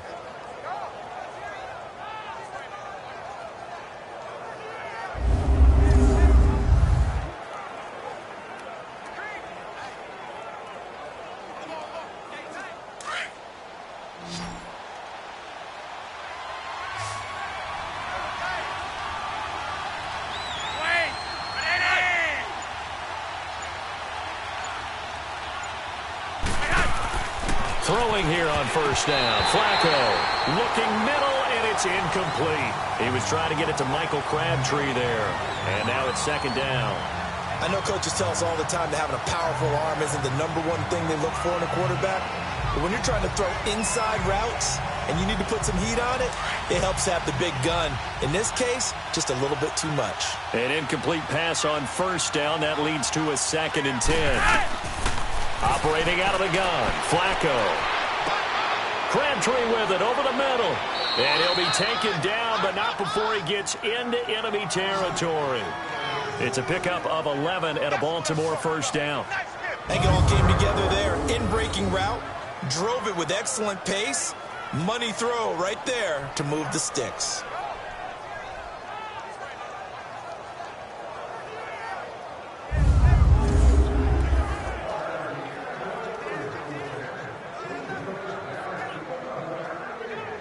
Operating out of Steeler territory now. Here's 1st and 10 at the 49-yard line.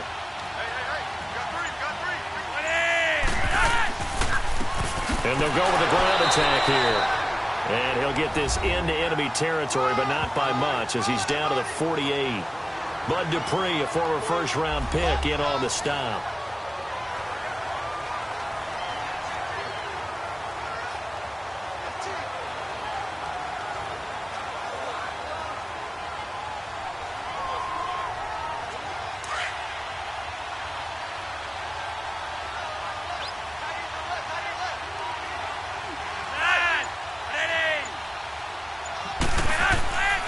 And again, it's Collins. And he is met quickly in the backfield. Down he goes, folded like a lawn chair. They'll lose a yard, and it brings up 3rd. I think Cameron Hayward's ability to take on blocks, hold the point of attack, and get upfield serves him very, very well. What a nice play there. And he can take on blocks because he's built like a block.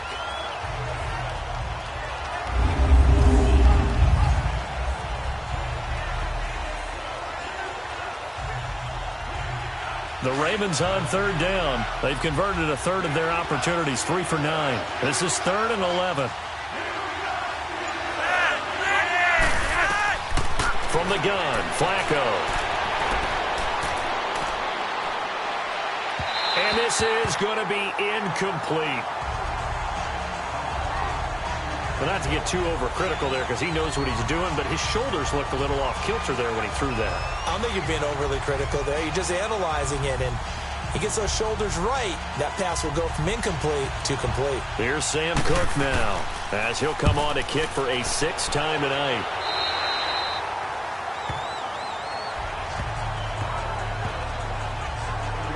And Pittsburgh getting set to take the field. And they had 3 points last time, but they didn't want 3 points because they were well within range of scoring a touchdown. We'll see if they can do better now. I'm with you on that one. Let's just go ahead and be frank about the whole thing. The only one happy about the 3-point. The kicker. Exactly. He put it through the post. That's going to help him at contract time. But that offense, they're thinking, let's get in the end zone this time. I don't know if that helped him at contract time. You could have kicked that one through. I don't know about that. Toe bash. I don't know about that. Super toe.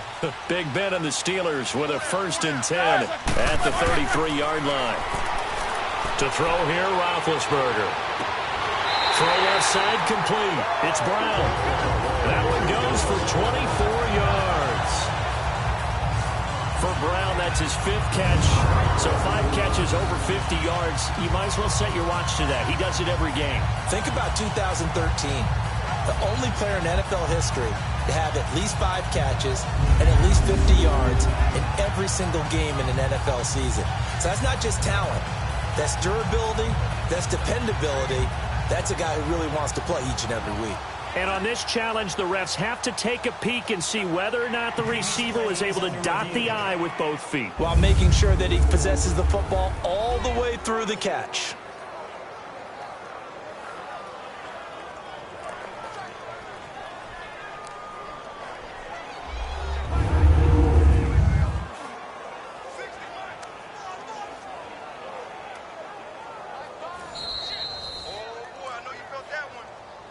After review of the play, the ruling on the field stands. Well, he challenged the play. It did not pay off. And that means he lost a timeout in that challenge. And as a coach, you hate that. Don't know if you took the advice of the player, you threw it yourself, but it didn't go your way. At the end of the day, it all comes back to the head coach. He has the final determination on whether to actually challenge the play or not. In this case, it didn't pay off for him. And that's got to be so heartbreaking. You throw that flag, you probably feel really confident, and then all of a sudden, boom, you lose the challenge. Yeah, when you take a look at it, you're throwing that flag because you believe you're going to be right. And when it comes back the other way, you have to regroup.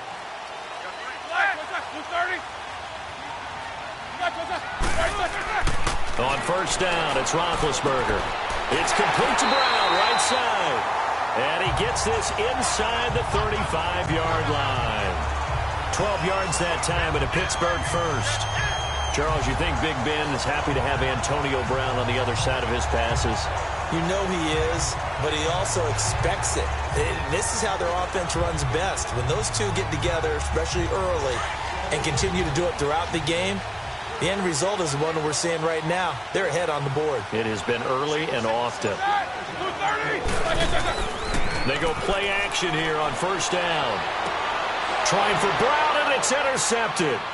Picked off by the safety, Eric Weddle. And the return goes up to his own 17-yard line. Eric Weddle's one of my favorite players in the league, Brandon. A guy that always seems to be in the right place at the right time, making a play on the football. And he has excellent hands, as we just saw there.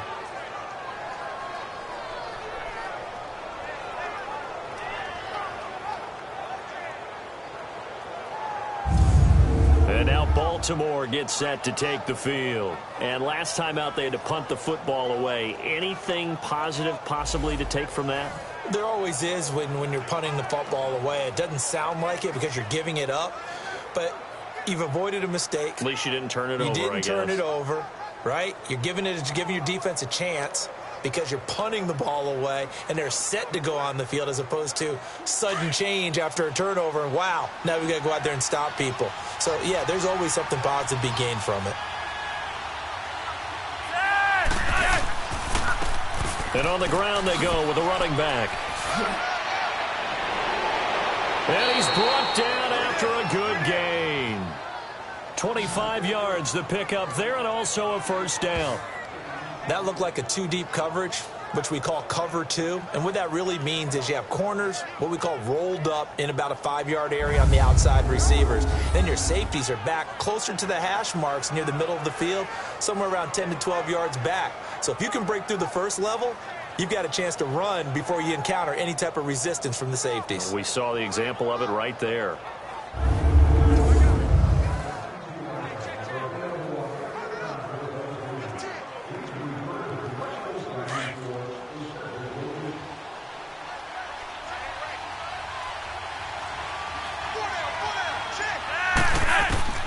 They look to throw on 1st and 10 with Flacco. And his throw is incomplete. We have not seen a whole lot of wide-open receivers. Everything seemingly has been contested. And that's another nice job there to force an incompletion. They've been very cohesive, knowing each other's moves all game long, and they've been on the spot just about every time. And they've held them in check on the scoreboard.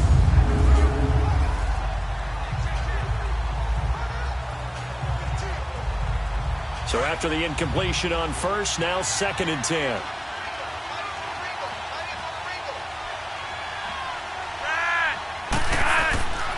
And they'll go on the ground. And he'll be tackled right on the midfield logo. 9 yards on the pickup there as they'll be left with 3rd and 1. And there we saw one of the downsides of blitzing during a rundown, because sometimes you get out of your gaps. You don't fit the run quite as well because you're headed towards the ball carrier with abandon.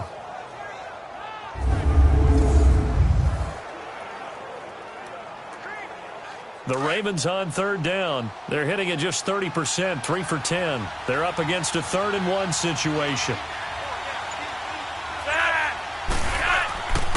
They'll try and run forward with Collins. And good penetration here. He'll get this down only to about the 49-yard line. Give him a yard on the play, and he's definitely short. It'll be 4th down and a few inches. They tried their best to pick up that 3rd and 1, but their surge wasn't enough to counteract what came back at them from the defensive side, was it? Offensive line, especially in the middle, looked like they were on skates a little bit when that one started. So now we bring up 4th and inches. This will be a critical call. Here's Sam Cook now as he's on to punt for Baltimore.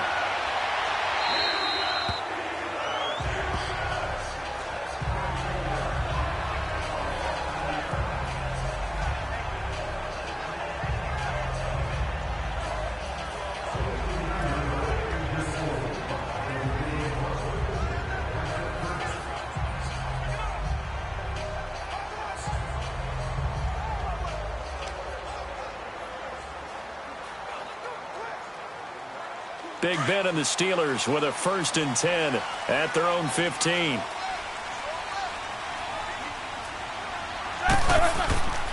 They'll start the drive with a carry by Bell. And he'll go down, and that will do it for the 3rd quarter of action. 1 quarter remains here on a Sunday night. We'll return with more after this. This is the NFL, and it's on EA Sports. Back now in Pittsburgh. It's Steeler football, and they have the lead as well as we begin quarter number 4.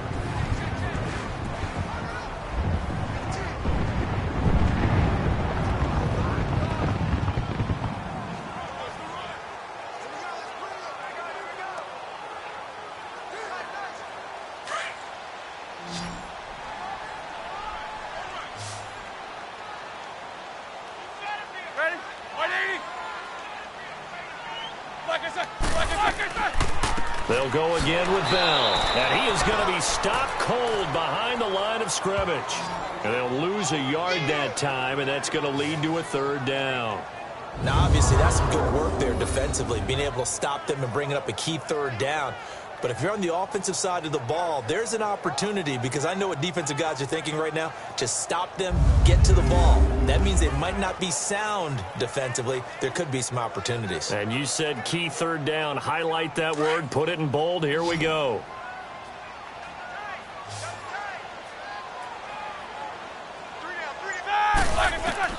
On 3rd down, Roethlisberger. That'll be taken in there by James Washington. The completion good for only 6, and that'll bring up 4th. I hate to surrender the football when you're nursing a slim lead, but they're going to have to punt it away. Trust that defense. It's the right play at this stage of the game as well. You don't need to press it here because you do have that little bit of a cushion, and you count on your D to make it stand up. Here's Jordan Berry now as he's on to punt for the 4th time tonight. And taken right on the 30. They'll net only 35 here following a 43-yard boot, 8-yard return. Now the Baltimore offense heading back out onto the field. Now, if you're a fan of punting, and I know that not many people are, but this game kind of turning into one for you. Well, it's okay if it's a skills contest, right? We're really into it then, but not during the course of an actual game. This has turned into a field position game, though. Sometimes the better punter may actually determine the outcome. Good starting field position for them here as they come up 1st and 10.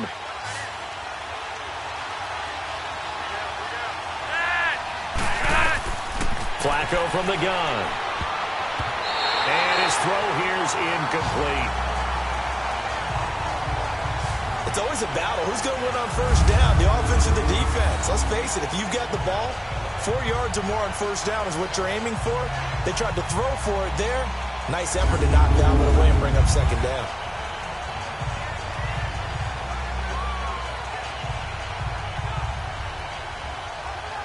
So now 2nd and 10 after the incompletion on 1st down.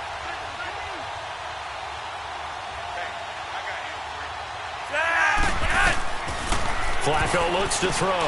Now they set up the screen. That's complete. And he will lose yardage back to the 34-yard line. He lost 4 there, and it's 3rd down.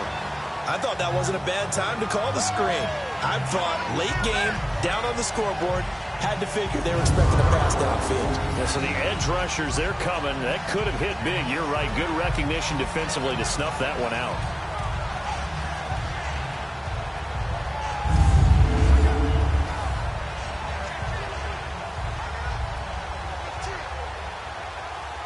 The Ravens on third down. They've had a lot of chances, but not much success, converting only 3 times. This is 3rd and 14. Flacco. And that is incomplete.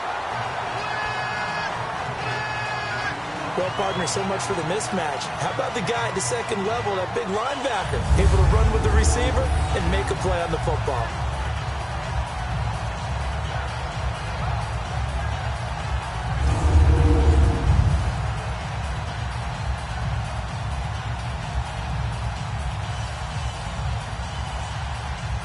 Here's Sam Cook now as he's on to punt for Baltimore. And he gets this away, and look at this. This is a good one. And this is going to hit the goal line and continue on into the end zone for a touchback. The Steelers offense now, they head back onto the field. They're out in front. Last time they had to punt it away. We'll see if they can add to their lead now.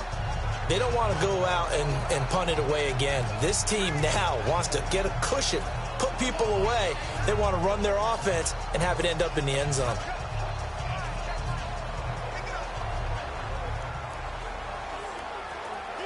Big Ben and the Steelers with a 1st and 10 at their own 20-yard line.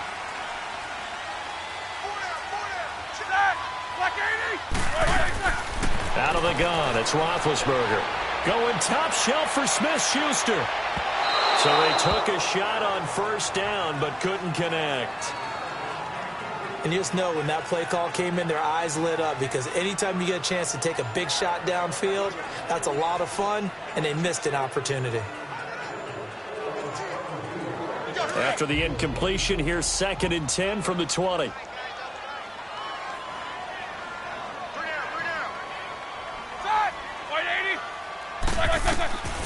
Now Roethlisberger to throw. Looking left side, and he's got a man. That's Brown. And he's able to get up here to the 26. 6 yards is the pickup, and that'll lead to a 3rd down.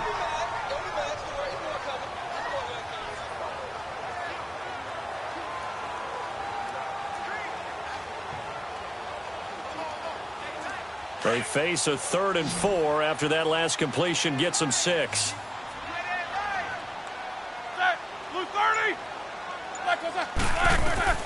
From the shotgun, it's Roethlisberger. But it's brought in by Washington. And he's able to get it to the 33. Good enough for a 1st down. 7 yards there. Good enough to move the sticks. Couldn't just sit on it here, could they? Had to throw the ball on 3rd down. Got the big completion in the pickup. Fresh set of downs now. They've got to feel great. And defensively, a backbreaker.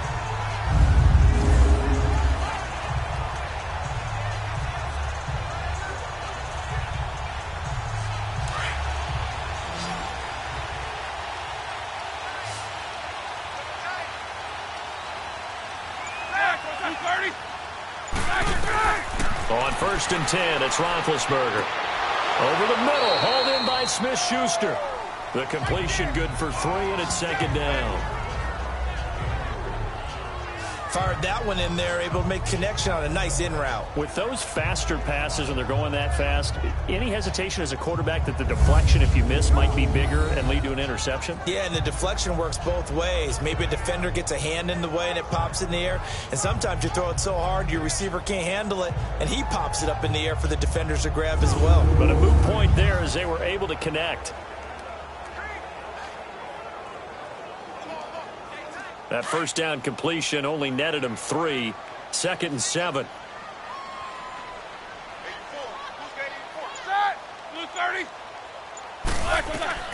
Again, it's Roethlisberger. And he goes out right around the 39. It'll be a 3-yard gain, and that's going to bring up a 3rd down. They should have got more out of that, though. He was wide open. I love how emphatic you are with that call, because that's exactly what I was thinking. Wide open in the flat. Give him a ball that he can use to get upfield with, not just catch and go over the sideline. They cost themselves some yardage there.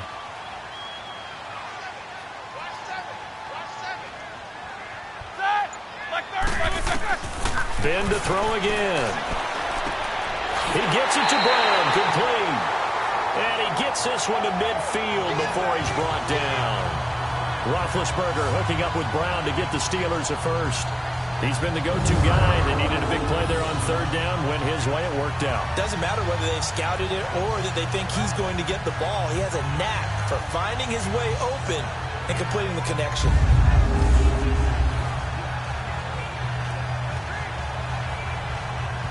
Roethlisberger coming up with a 1st and 10. And he's 5 for 6 now throwing the ball on this drive. Now a handoff. Running left is Bell. And he's going to be met at the line of scrimmage and taken down. No gain on the play. It'll be 2nd down. The 4th quarter here, they've got the lead. They want to keep it on the ground. That's what they're doing. Smart football. Keep the clock grinding. Keep it going. But you got to figure now, they're going to see more people stacked up at the line of scrimmage as they try and bleed it out. Set! Black 30! Again, it's Bell. And he'll get this into enemy territory, but not by much as he's down to the 48.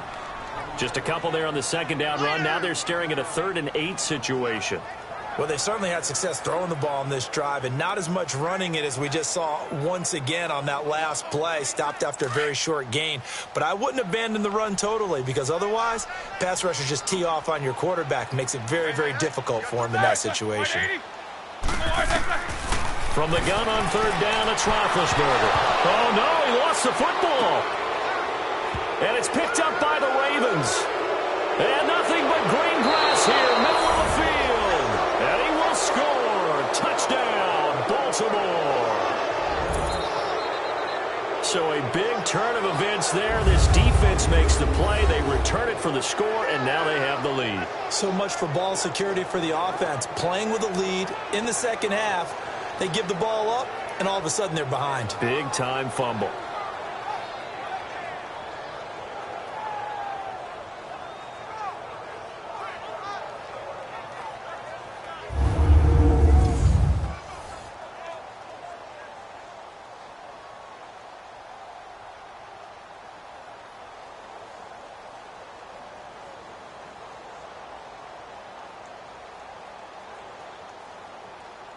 Now a big play here as the Ravens are going to go for the 2-point conversion.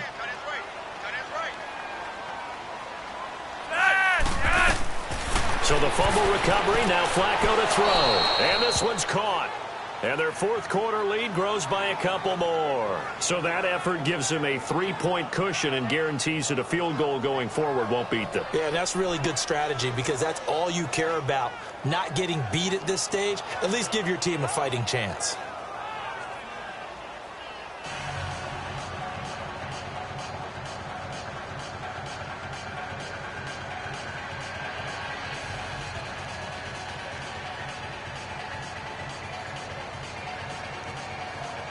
So here's the kickoff now as they'll get it again following that fumble return for a score. That'll be taken in the end zone. And no run back here. This will be a touchback, and it comes out to the 25-yard line.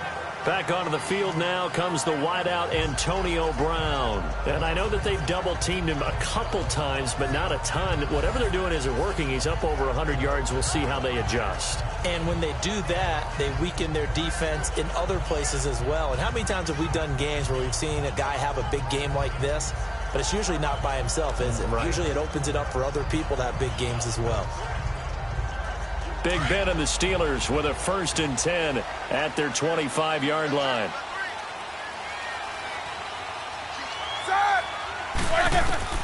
From the gun, it's Roethlisberger. And McDonald here over the middle. And they're able to get this one across the 35. A Steeler 1st down on the pickup of 11 yards. Tell you what, he's been able to put the ball in some tight spots all game long. That throw, no different. Yeah, a lot of people would call it a gutsy type of a throw. I think he looks at it as, I can do it, so it's not that big of a deal to me, and I'm going to keep firing.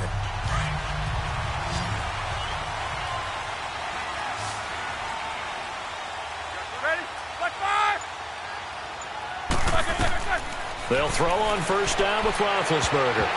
And his throw's going to be incomplete. Brandon Carr on the coverage there. I want to go back to something you said in the first quarter. Is it a positive? It is a positive. Okay. About winning the turnover battle. As a visiting team, as an underdog, you were right. They've done just that, and look where it's gotten them. It's part of the formula. When you go on the road, as you mentioned, being an underdog, winning the turnover battle is a big key, and this one's playing out in this one. After the incomplete pass, here now is 2nd and 10.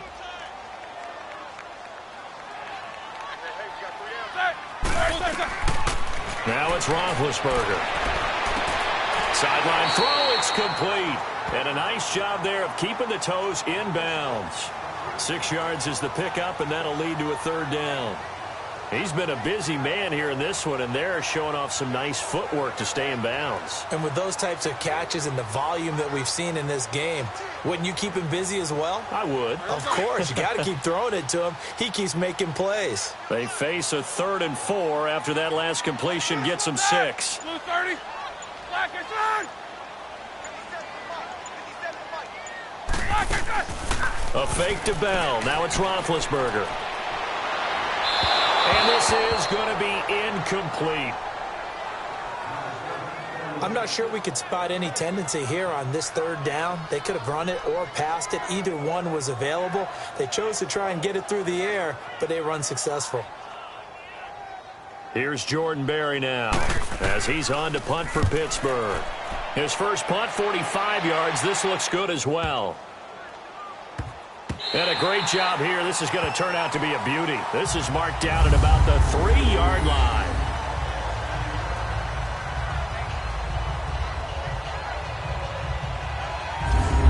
And now Baltimore gets set to take the field. They're going to have to go at least 50, 60 yards here if they want to ensure that they don't have to punt the ball like they did last time. Yeah, so what you're saying is we're not playing to just get out of the shadow of your own goal line, right? You're playing to make sure the punter doesn't see the field again. So it's not picking up a couple of first downs. You want to pick up 5 or 6 first downs and make sure you move the ball into their territory.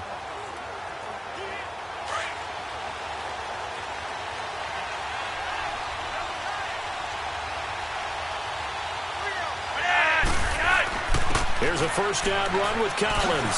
Spins away. And not much there as he gets it up to about the 5-yard line. Artie Burns, the cornerback, brings him down. Well, Brandon, pace comes into play now because they've got the advantage. They've got the football, but they've got to be very careful about what speed they're going to play. You know, my music teacher back in New Paltz, Mrs. Bythema Bagley, used to say, don't go prestissimo when you really want to go largo. And what she meant by that is don't go too fast when you really want to go at a nice, slow, deliberate pace. I am speechless. I am without speech. And he will take this up to about the 8-yard line. Give him 3 on the run there. Now they're looking at a 3rd and about 5. A tight game like this, such a tough spot for the offense to be in. Even though they have the lead, Charles, back up so close to their goal line, they got to protect the football. And that's when you have to take care of your team with play calling as well. Not a lot of misdirection, not a lot of counters, not a lot of plays where you have extra ball handling. Get it right to the hands of your running back. Tell him to take care of the ball and try and move forward. It finds Crabtree for the completion. And incomplete. The contact made the ball roam free and brings up 4th down.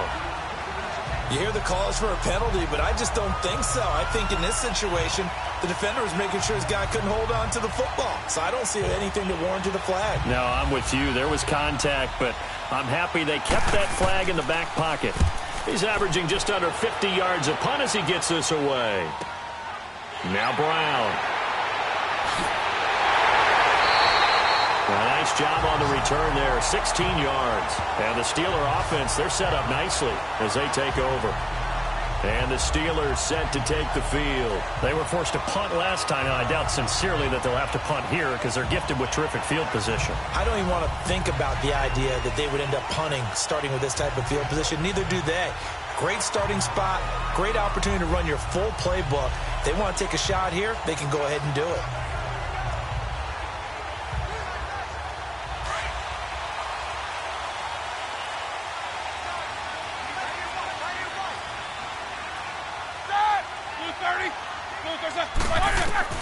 Throwing now, Roethlisberger on first down. Throwing over the middle, but it's incomplete. The safety that time, Tony Jefferson, there on the coverage. And that incompletion was caused by the defense. I think they were trying to get one into the middle of the field, trying to find a receiver there. But they were in zone defense. And what are the advantages of being in zone? Eyes and reaction. Eyes meaning all eyes are on the quarterback and able to react when he throws the football and rally to that spot. And that's exactly what happened there. Able to get there and knock it away. An incomplete pass on first down. That leads to a 2nd and 10. Now it's Roethlisberger. And that'll be incomplete.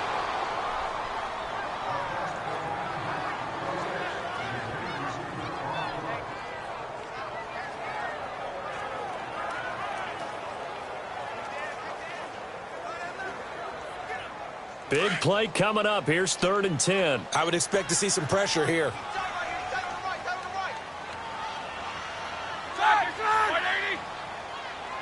The pressure drops off as they'll look to throw. Open man, Smith-Schuster, it's complete. And he's going to have the first down, yardage to the 35. It's a Pittsburgh first down, a gain of 13. And passing yardage-wise, now up over 350 in this game. Pretty nice performance. Definitely that, which usually means you're putting a lot of pressure on guys trying to cover. If you're a defensive back and they put over 350 yards on you, you've had a long day. The key to everything, if you're doing it without throwing interceptions or turning the ball over.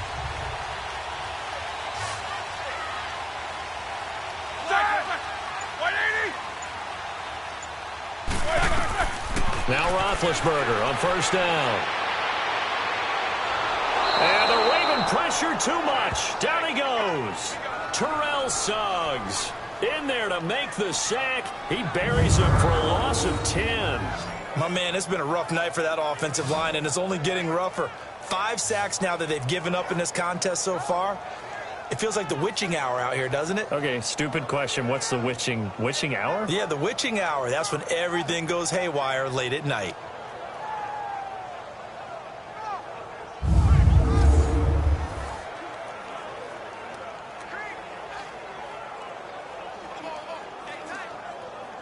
Pass protection has been a problem all night long as they come up facing 2nd and a bundle. Set. Black 20. Black is on. Here's Roethlisberger to throw. Over the middle, complete. It's McDonald. And he'll get it inside the 40 to the 39. 6 yards is the pickup, and that'll lead to a 3rd down. Let's not quibble about the gain there on 2nd down. That was a positive play because that was a take-what-you-can-get situation. Got out to the tight end. Now it gives them a much better opportunity to convert on 3rd down. Possibly a turning point. Big play coming. This is 3rd and long.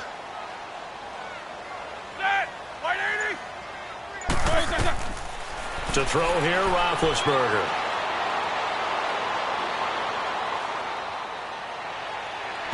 And this one is incomplete. Trying to erase that deficit all at once. One big shot. He took it. Unfortunately for him, incomplete. Here's Jordan Berry now as he's on to punt for Pittsburgh. He gets this one away, and boy, it's another boomer.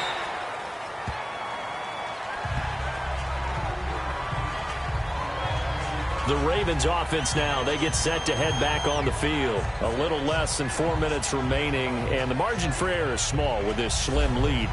Operate within your 4-minute offense here, Charles? Definitely. Remember, the 4-minute offense doesn't always correspond to what's up on the clock. What they need to do is play a little bit of keep away right now. Run the clock down. Make sure their opponent doesn't get the ball back. Their dream scenario, get enough first downs and make them eat up their timeouts so the game ends when you're kneeling down with the football. And they'll try the ground game here with the running back. And he goes across the 20 to the 22. 5 yards is the tally on first down. That brings up 2nd and 5. Oh, that's one to warm the hearts of all those old school football players, isn't it? Tough, hard, gritty run. Got behind his pads, bowled over a few people. Look at that one, right up the gut. So up through 3 quarters, no reason to lighten up now. On second down, Collins. And a short gain there as he'll get it up only to about the 24. It'll be a pickup of a couple, and it leaves him with a 3rd and 3. And this is an absolutely big 3rd down that's been set up here, partner, and there's no other way to put it. The defense has to get a stop here if they have any hopes of winning this game. Has to. You said big 3rd down. I'd put the word big in capital letters here. Flacco to throw here on 3rd down. Time for a break. And he couldn't hang on to it through the contact. Incomplete.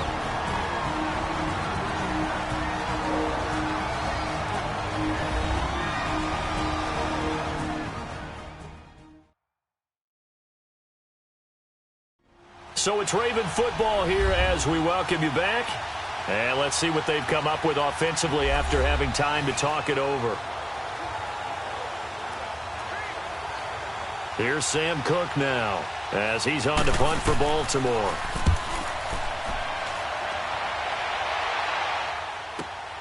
With it is Brown. A big boot that time. 57 yards the official distance. And the Steelers will go on offense here, 1st and 10. All right, let's shift our attention here to Vance McDonald. All right, Charles Davis, what do we make of these numbers and what's happened to the big tight end here? Well, I think a lot of times we talk so much about adjustments and what you're going to do at halftime that maybe we miss what actually goes on. Because the sense is that, oh, they go in at the half, they just change everything. That's not really true. A Super Bowl winning quarterback out of New York always used to say, you've worked all week on a game plan. There's a reason you have it. Just either play it better or make subtle tweaks to it. Otherwise, there's no sense even going into a ball game. A lot of times that's what they do. Just find a little subtle thing, one little change, and maybe you can make things a little bit better. And he's able to get up here to the 26. That throw good for 4. It's 2nd down. He's back to throw. Throw left side, complete to Smith-Schuster. And he takes this one just shy of midfield all the way to the 49. 23 yards on the play. Back to throw.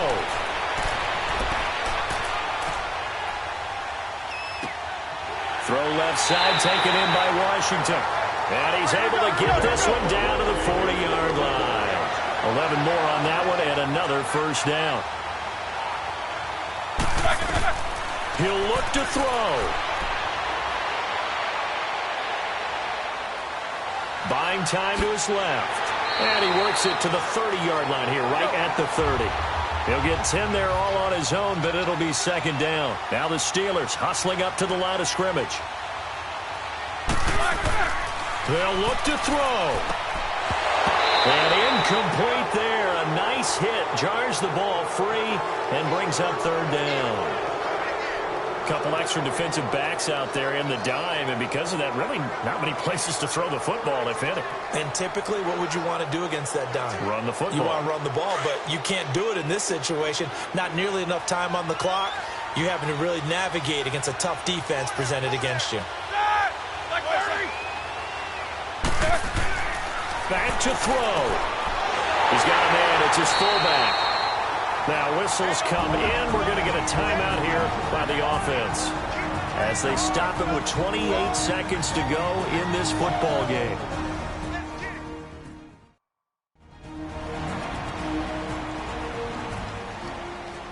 And we are back here. I'm Brandon Gaudin alongside Charles Davis. So the offense takes the timeout, and now we're set to get going.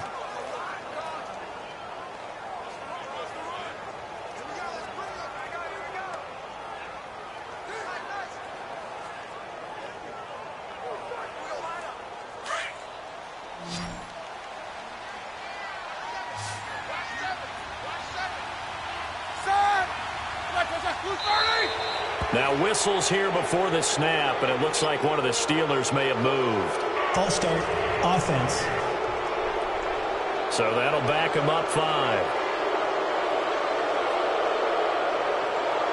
Still 1st down. So the offense takes the timeout, and they are back out and ready to rock.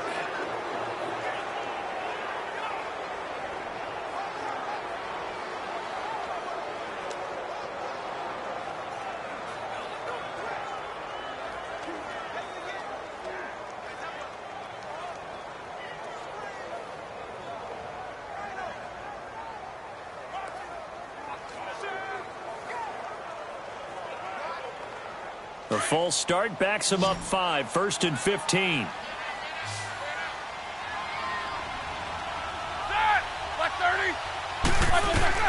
Roethlisberger to throw.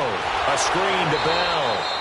And he went nowhere. He'll lose yardage back to the 29. Now hold everything here. We're going to get a timeout by the offense as the clock stops with 23 seconds to go in the game.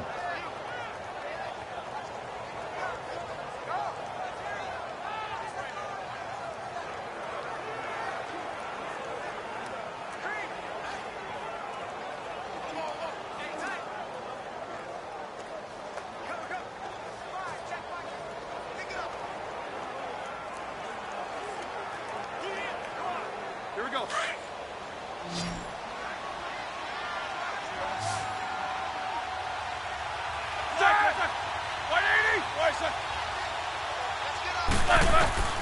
Throwing now is Roethlisberger.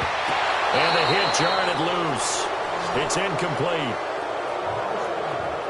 Now we're in the situation where the quarterback's got to take full charge of his huddle. Got to totally command it, make sure all eyes are on him. All focus is locked in. Going to call multiple plays and go over different situations and scenarios to make sure everyone is on the same page. An incomplete pass on that last play, and that means they'll need to come up with something here on 3rd down. They'll run it with Bell.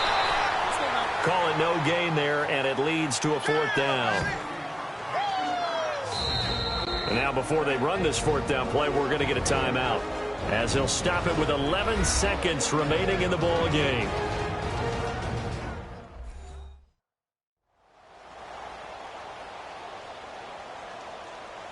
And welcome back. The offensive unit, they took the timeout, and now they get set to line up as we resume action.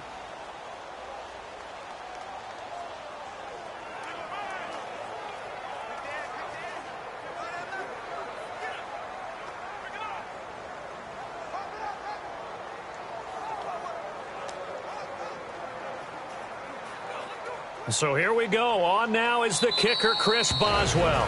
And now the Ravens are going to take another timeout.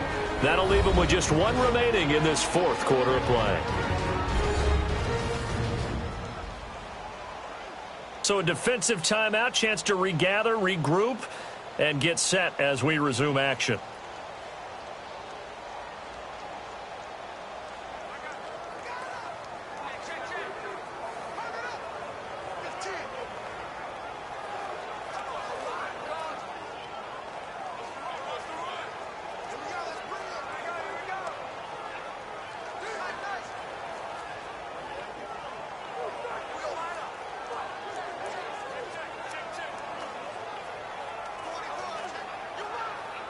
So the field goal unit is on the field, as this is a big spot right here.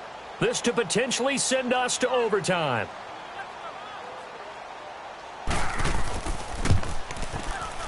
And this one is right through. And they will tie this game here in the final seconds. Well, it's hard to put your finger on whether this is something to celebrate or something maybe the offense is embarrassed by, but that's now 6 field goals he's made in this game alone. Yeah, he's bailed them out quite a bit so far, but it's very comforting to know that you have a kicker that's got your back.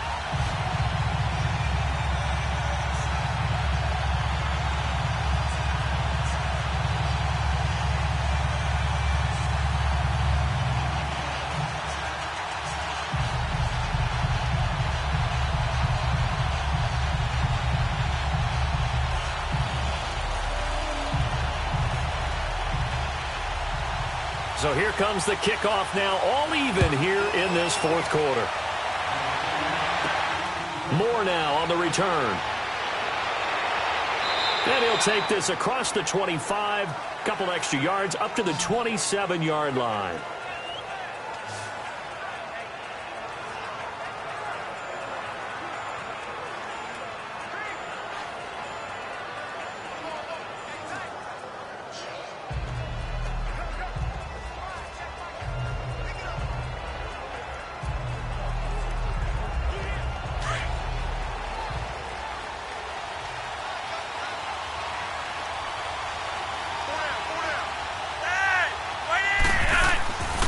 pressure mounting. Flacco toward the sideline, and look at that catch. Dragging the toes, and that's going to be a first down. Well done.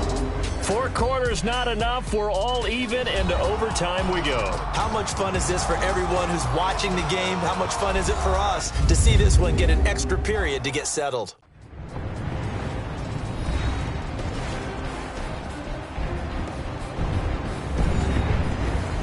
And here in overtime, if the team that receives the ball scores a touchdown, it's over. If they don't, we can still have some more football. That's exactly right. If they go down and kick a field goal, the other team gets a possession to either match it or score a touchdown to win the ball game. If both teams kick field goals, the next team to score wins.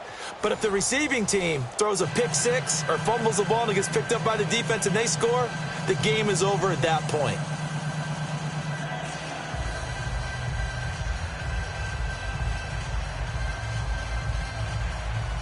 So a tie ball game here as the kick's away. That'll be taken in the end zone. And he'll elect not to return this one, so they'll bring it out to the 25 on the touchback. Out comes the Steeler offense now, ready to see what they can do here. They control their own destiny here. They have the football in overtime. Obviously, a touchdown would win it. And I think teams around the league are still adjusting to the idea of going downfield, scoring a touchdown wins the game, because they were used to just going downfield and trying to get in field goal range to win a game. Still having to make that transition. Let's face it now, the ones who are doing it best know they need to go down, attack, put the ball in the end zone, and not leave it up to a field goal and give the other team a chance. Yeah, as we said, they control their own destiny now. They'll start out on the ground with Bell, and he stopped immediately there. No gain on the play there, second down. And as a defensive end, getting off the ball quickly, swarming to the football, making a tackle, that's what we saw right there. Yeah, and that's what their job is. And really, a lot of the time, they have to throttle back a little bit in the run game, because you know those defensive ends, they're like in a sprinter stance. They're just headed straight for the quarterback. That was good recognition on that play to hold them to no gain. This is Bell, and that play going absolutely nowhere as he's belted before he could get out of the backfield. He lost 2 there, and it's third down. Perfectly designed blitz right there. They took that one from the grease board to the field because they were able to free up their linebacker to get into the backfield and spill the play.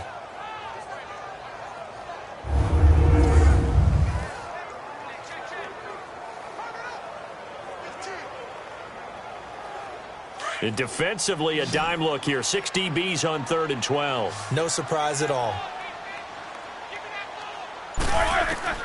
First throw in overtime now for Roethlisberger. Guys man complete over the middle. That's Bell. And they're going to get this one all the way out across the 45. A pickup of 24 on the third down conversion. Brandon, sometimes we give a lot of these running backs credit for being good receivers, and all they catch are swings and screens. Le'Veon Bell's a full member of the passing game for the Pittsburgh Steelers, whether he's split out of the backfield or not. But no doubt he can catch it, coming off a career-high 85 receptions in 2017.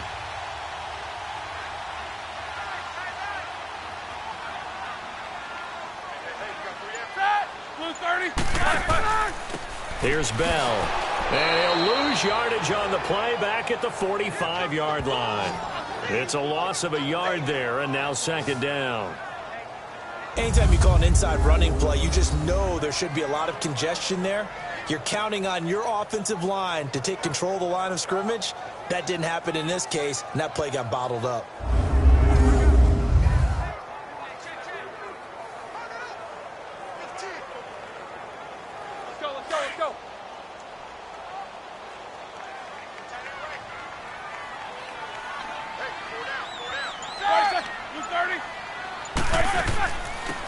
They'll run it now out of the gun.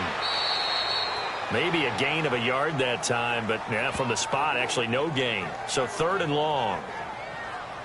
And when the defense wins and gives up no yardage on a running play, that's something they can build on and carry themselves forward throughout the game.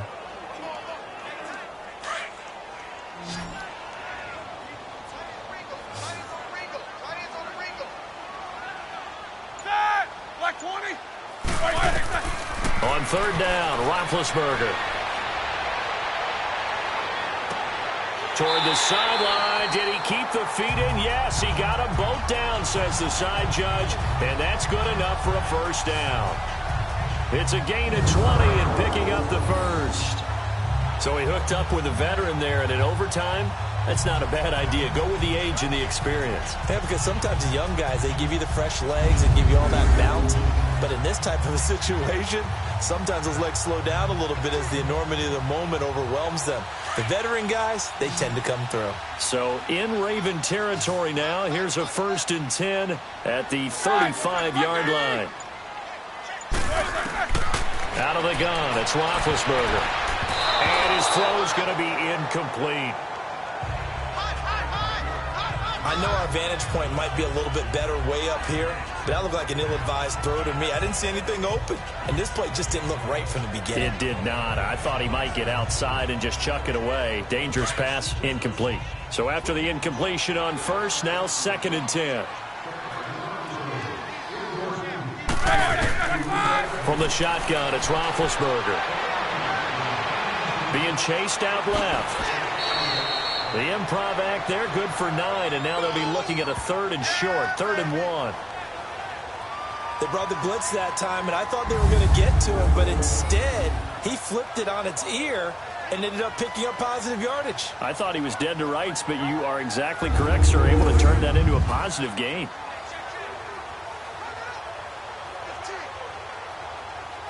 Third and 1, trying to keep this drive in overtime going. A big one coming up.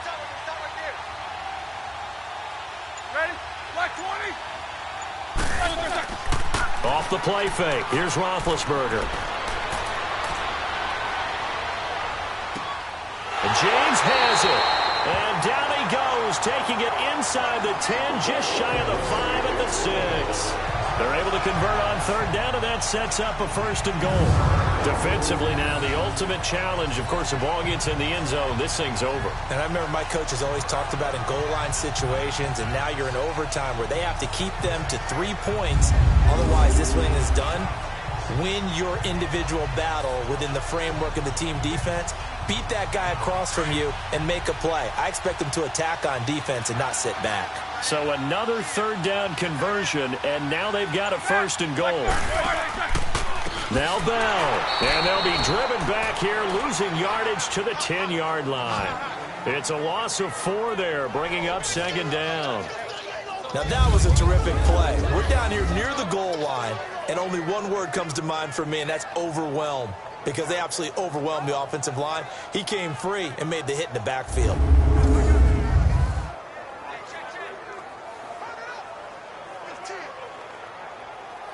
Moved back to the 10. They'll try on 2nd and goal here.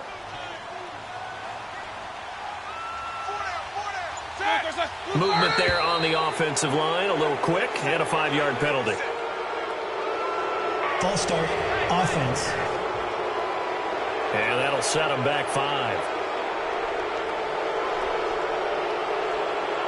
Still 2nd down.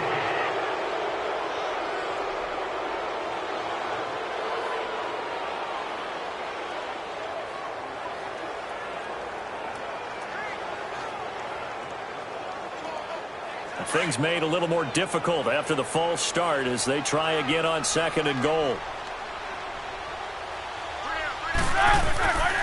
They'll try again with Bell. And that one blown up quickly as he's going to be stopped before he could even get started. It's a loss of 2, now 3rd down. Yeah, that was a safety that came through and made the play, but there's no doubt in my mind he hits like a linebacker, and we see a lot of that in today's NFL, don't we? And that time we do indeed. A big hit for a loss.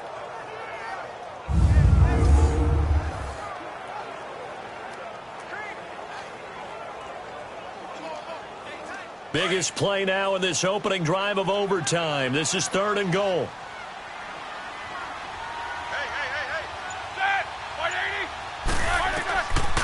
Now Roethlisberger. And it's going to be incomplete. He was able to catch it there on the right sideline, but out of bounds, says the line judge. And it's going to bring up 4th down. I think that was a good job there defensively. They did allow him to drive all the way downfield, but once they got their backs to the goal line, They really turned up the pressure. Yeah, they let them get all the way down here. Now the field shrinks. They've struggled to convert, and that last incompletion brings up fourth.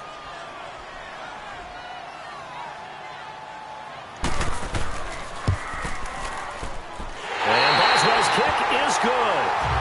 And they have regained the lead. So it's a drive that ends in 3, and I know that line sounds familiar. It's because I've said it 7 times now, and that leaves him 1 short of the NFL record of 8 field goals in 1 game. It has been a lot of settling for 3. But I tell you what, it's nice to know that you have someone this reliable to turn to.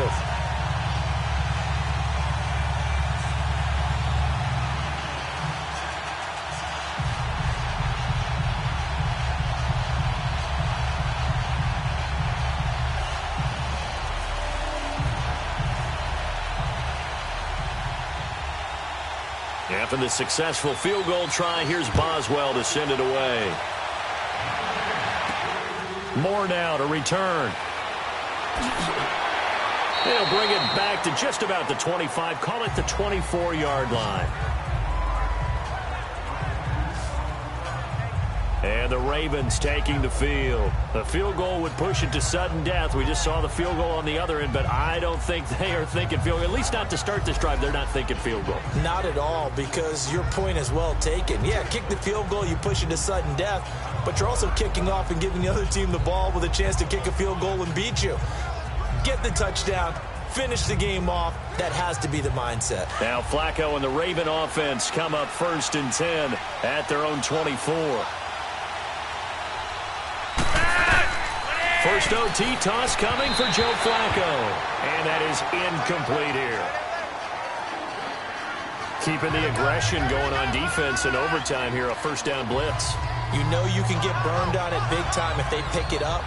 But in this situation, they brought the blitz, put some pressure on the QB, and he wasn't able to complete a pass downfield. So now 2nd and 10 after the incompletion on first down. Operating out of the gun, Flacco. And it's incomplete. Took a shot, couldn't connect. Michael Crabtree, the intended receiver. And that takes us from 2nd to 3rd down. Well, 2 straight incompletions, and now you got a situation. You're down 3, so obviously you have 2 more downs to pick up the first. Back to the air on 3rd, I assume.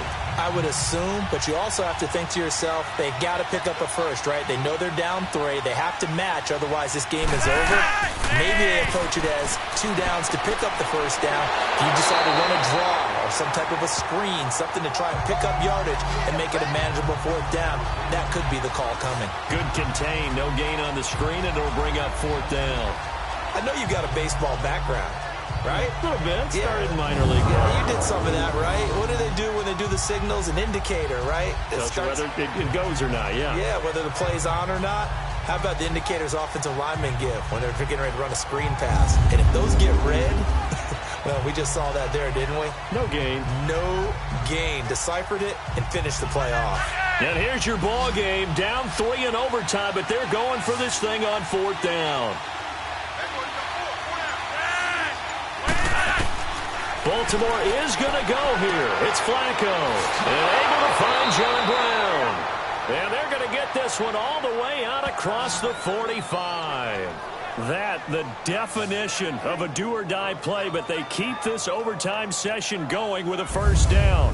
Some big-time drama as the game continues. They had to have that 4th down conversion. They made it work. And you and I have both seen play callers' play sheets, right? And a lot of them look like, menus at restaurants. They always have a special section for those plays when you absolutely have to have a first down, a touchdown, a big play. They went to that section right there and dialed that one up.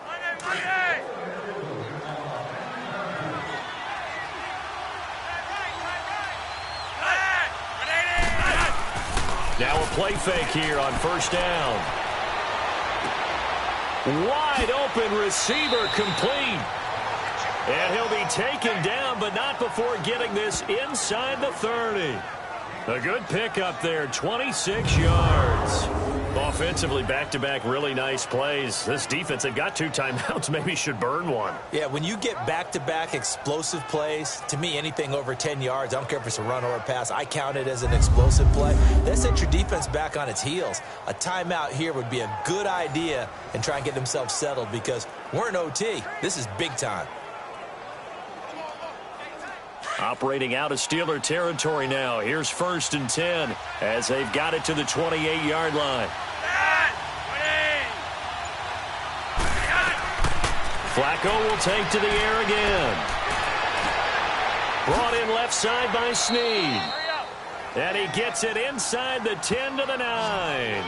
Another big gainer that time. This one goes for 19 yards. I know many people like to throw to the tight end, maybe in a little flexed out position because he creates mismatches with his size. But slot receivers do the same thing with their quickness, their speed, and their route running savvy.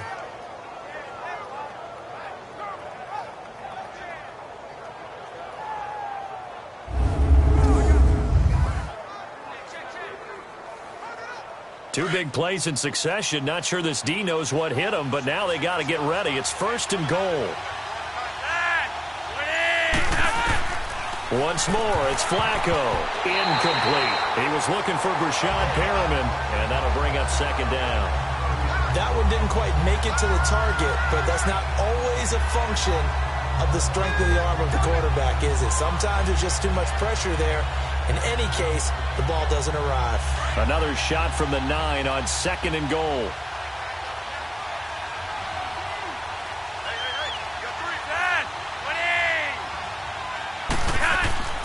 He'll get it up the middle.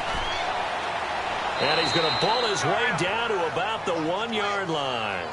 A nice run there, 8 yards, moves him much closer to the goal line now for 3rd down.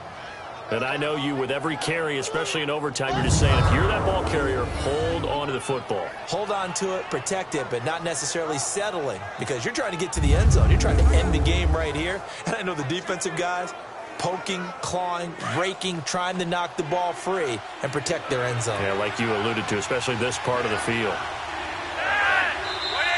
Now flags come in. I think one of the Ravens got going a little early. False start, offense. So this will be accepted as it moves the offense backwards. Still 3rd down.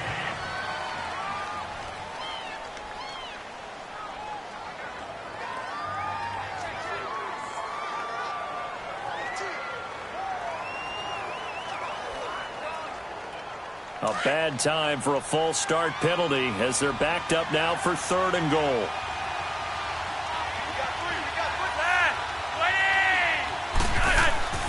Flacco. Under pressure, and Flacco's going to be dropped. I think normally we would talk about this more with basketball players and football players, but let's adopt it in this case. He's a stat sheet stuffer. Had the interception earlier, now a sack. What, he just needs a touchdown for the trifecta. That's about all he needs, and he's going to go for it.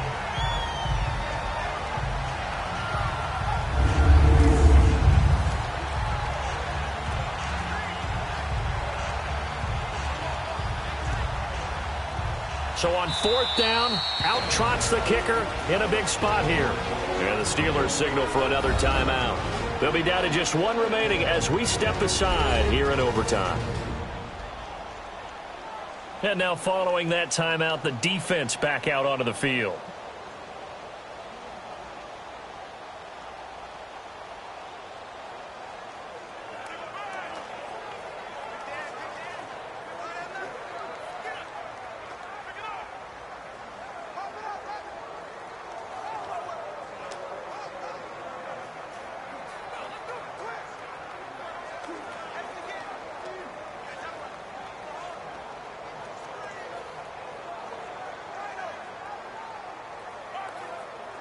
So on 4th down, out trots the kicker in a big spot here.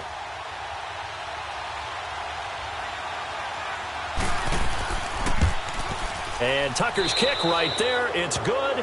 And we are tied once again here in the overtime session. Both teams swapping field goals on their respective first drives of overtime. So now, you know the drill. It's on to old school sudden death. Yeah, it sounds exciting, doesn't it? Can I be a little bit of Dennis Downer here, though? That drive, able to go that far, yet they had to kick the field goal to keep playing. You would have thought maybe, could they punch it in and we can end it? We get more free football. Oh, yeah, good point. Come on. I'm back upbeat again. Forget the Downer stuff.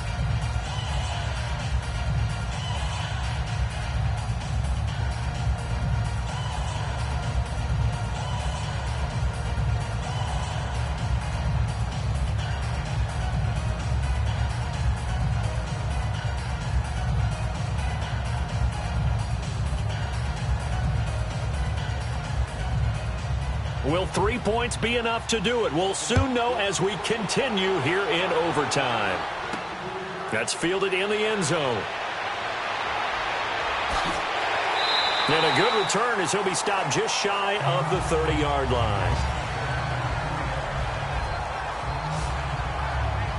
The Steelers offense now, they head back onto the field. The situation is simple. It is sudden death from here on out. We had 2 stops defensively. The next score, whatever it is, wins this game.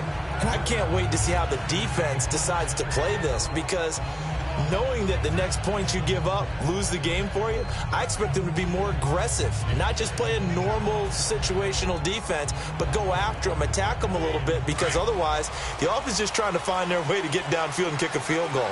Don't sit back and wait for them to make their plays. I think the defense needs to go after them. Charles Davis says maybe they go aggressive. And they'll go ground game here with a tailback.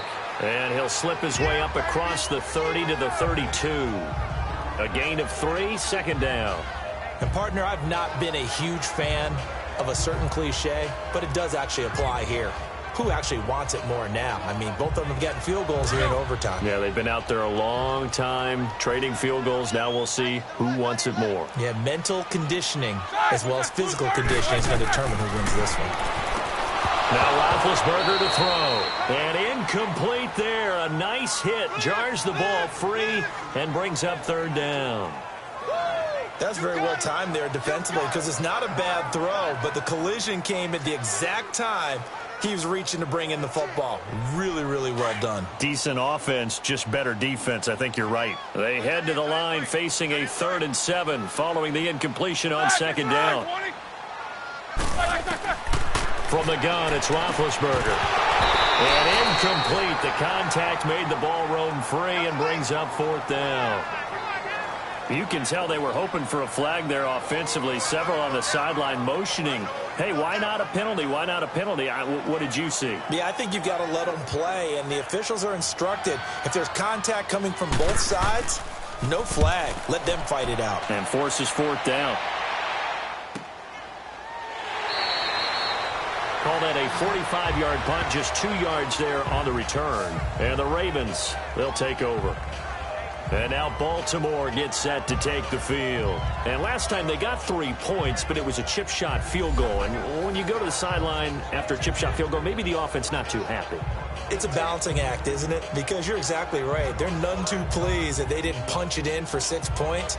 But they also have to remember they did put points on the board. 3 points is 3 points. And in this league, you take points when you can get them.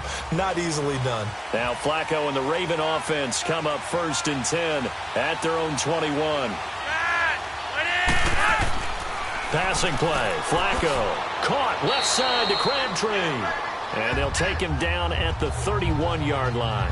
Give him 9 there on the first down completion. Nothing fancy on first down, but a very consistent type of a play. Hit that slant. A lot of people call it an extension of the running game, and it can be if that pass is completed, because you hit a guy on the run like that, he often can go for big yardage. Sets him up nicely for second down, staying ahead of schedule.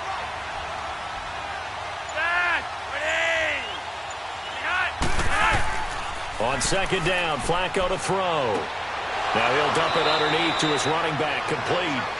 And he'll get it up near the 35, right at the 34 here. 3 yards there, good enough to keep the drive moving.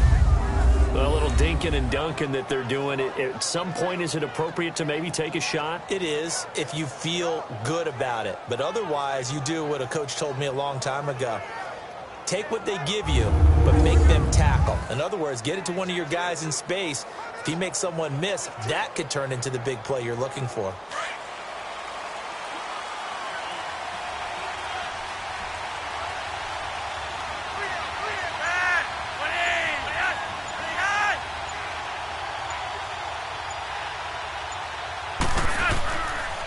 Now Collins, and maybe a measure of revenge there. He's had his way in this one, but this time they get him behind the line.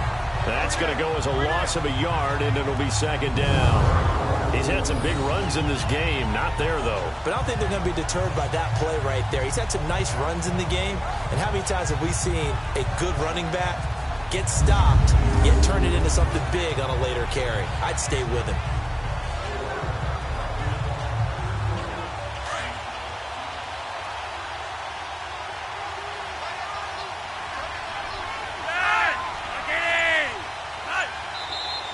Now flags come in. I think one of the Ravens got going a little early. False start, offense. That's on the Pro Bowl guard, Marshall Yanda.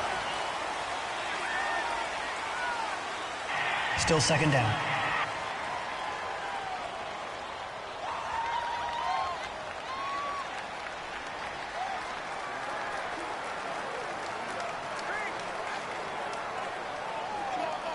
And that false start penalty certainly not helping their cause here. Second down and long.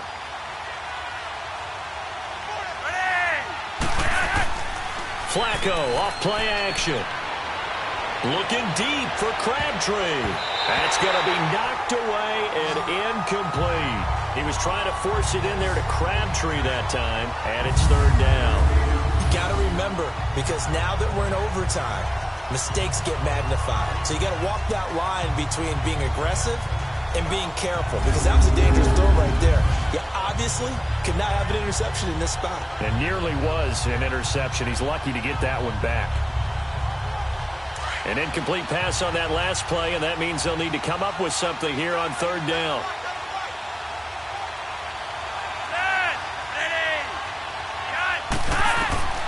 From the gun, Flacco.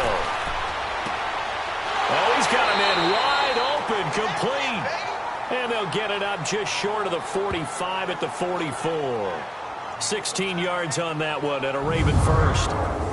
He's such a good route runner. Shows it there on third down. Very proficient and a good pass. And you know what I've observed over the years in the NFL? The better a route runner you are, the more confidence your guy's going to have in you to go to you in important times, because he can trust you being in the right spot, and they connected there and picked up a first down.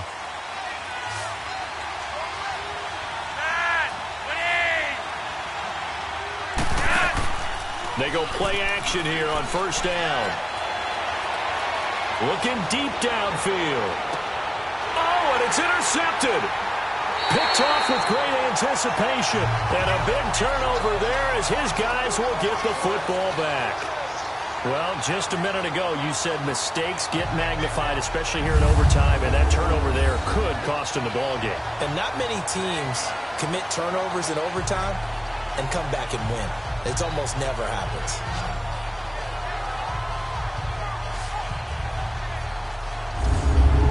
Pittsburgh getting set to take the field. They punted last time they had it. What steps, Charles, do you think they have to take to make sure they don't do that again? Well, let's just go to the football 101, the trite expression 101. Win first down.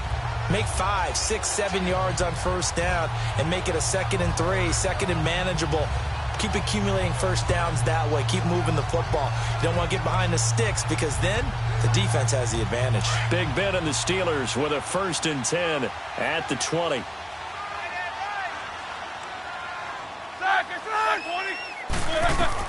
After the interception, here's Roethlisberger. Over the middle, hauled in by Smith-Schuster. And he's going to get this one across the 30-yard line. It's a Pittsburgh first down, a gain of 13. They go back to that well. He's had a great game. Defensively, they haven't been able to stop him. Same thing here in overtime. And sometimes that goes to the play caller's ego, because a lot of times you have so many different plays you want to call. But when you spot a matchup that's working for you, or a player that has the hot hand, keep giving it to them. That tells me you're mature as a play caller, and it's working for them in overtime.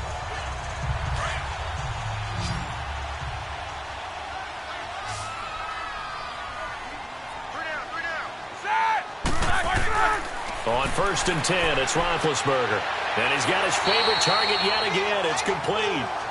And he'll get up to the 43-yard line. 10 yards on the pickup there, and it'll be 2nd down.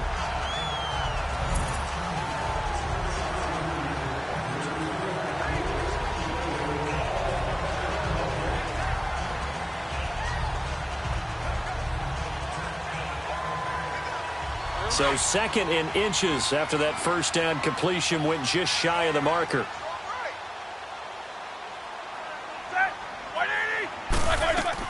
They'll run it now out of the gun. And he is met in his tracks behind the line of scrimmage. They'll lose a yard, and it brings up 3rd. We all have habits. We can be somewhat predictable. And you know me pretty well on 2nd down and short. What I like to see. Play action. Yeah, without a doubt. I thought that was a great spot to call it. Instead, didn't go their way, did it? No, defense sold out for the run. Worked out well. Now the offense will burn their 3rd and final timeout. It'll be their 2nd and final timeout, remember, here in overtime. We'll be back. So we're back in the offense getting set following the call of that timeout.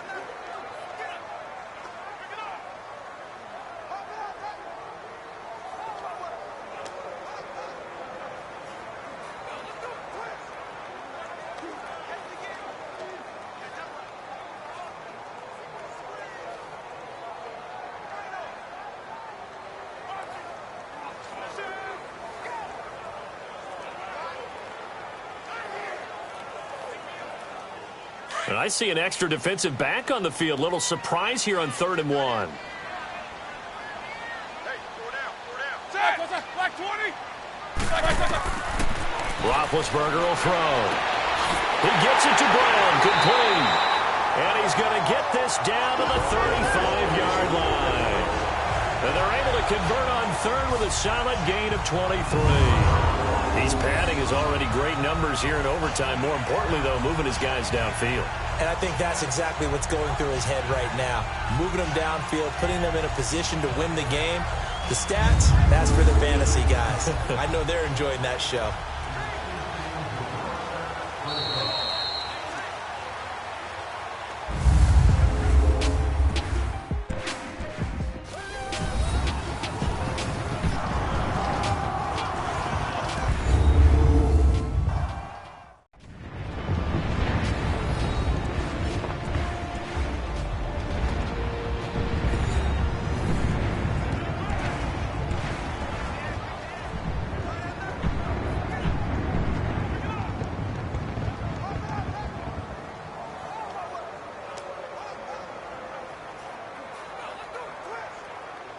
So in Raven territory now. Here's a 1st and 10 at the 35-yard line.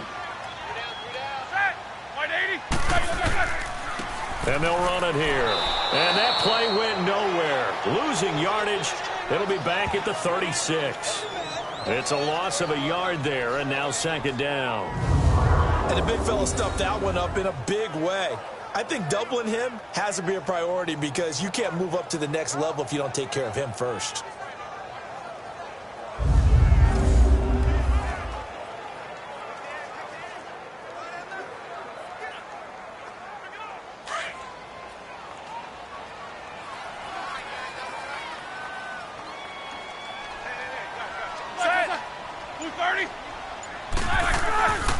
On 2nd down, it's Bell. And a short gain down to about the 33. Just a couple on the pickup there, and now it's 3rd down. Partner, we know today's NFL is really built around the guy throwing the football. But these short runs, they still pay dividends because they can take their toll on a defense, and they can add up as the game goes along. You control the clock, you control the ball, and that way you often control the game. Black 80. Black, what's up? On 3rd down, here's Bell. And that play is blown up, losing yardage back at the 35. That'll make it 4th down after a loss of 1. He has elite instincts from his linebacker spot. He's able to diagnose the run and flies in like a missile to stop that one behind the line of scrimmage.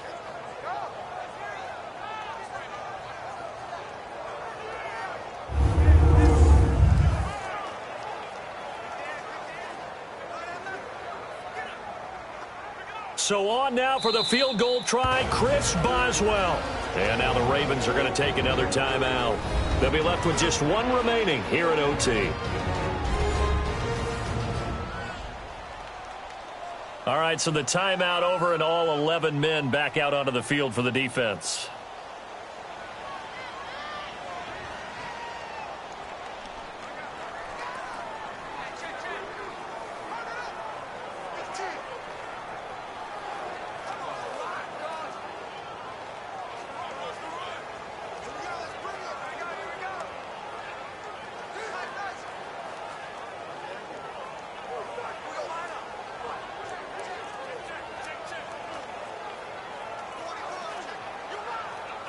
So on now for the field goal try, Chris Boswell. This to win it in overtime.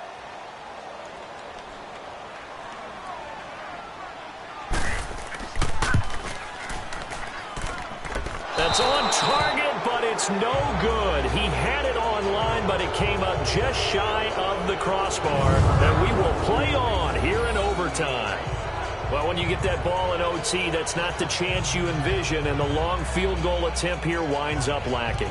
And you don't want to hang too much of this on your kicker, but he's going to leave you in a tough spot as well because you give your opponents excellent field position to start their first drive. The Ravens offense now, they get ready to head back on the field. And following the interception, just any interception, are you a little bit more cautious when you start that next drive, or no, you just throw that out the window? I think you are. I don't think that there's any way you can run back out there and go, totally didn't affect me. Let's just go ahead and be loose with the football again. You're going to take care of it, but you have to be careful about being too cautious because now you can't run any offense at all. Still want to attack. We'll see how they attack them here. Good starting field position for them as they come up 1st and 10. Trying to shake off the interception from the last drive. He'll look to throw. And the Steeler pressure too much here. He's going down. T.J. Watt in there to sack him for a loss of 6. The amount of sacks that they've absorbed in this game is absolutely extraordinary. Let's just face it. This offensive line, flat out, cannot handle this pass rush. It's been demonstrated time and time again.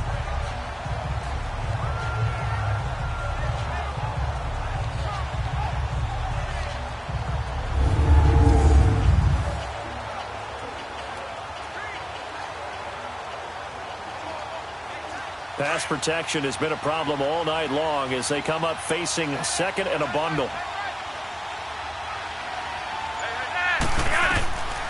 Flacco from the gun. His throw incomplete. All right, that one fell incomplete there, but the best quarterbacks, they'll miss on 40% of their throws somewhere in that neighborhood, similar to a great hitter in baseball who's going to fail 7 out of 10 times and still have a great year. In this case, you want perfection, but way better that it hits the ground instead of going to an opposite color jersey. 3rd and long for Joe Flacco.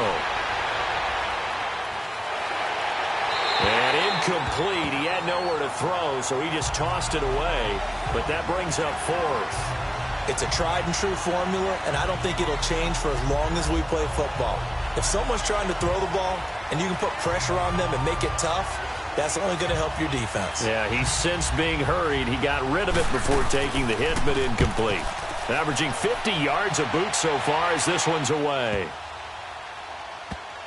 And did they keep it in? They did. They kept it in. It's down close to the goal line at the 1-yard line.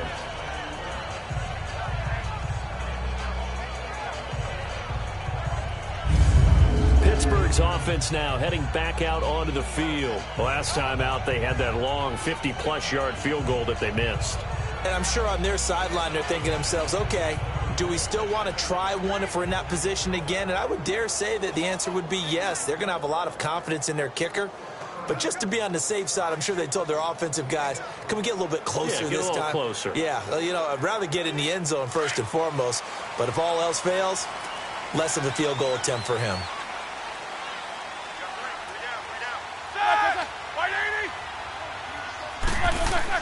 Now Roethlisberger back into his end zone.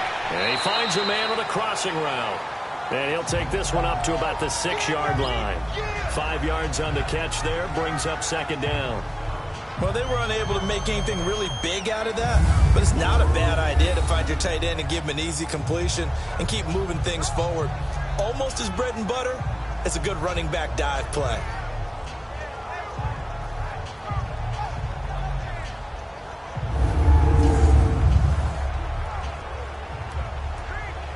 Second and 5 after the 5-yard completion on first down.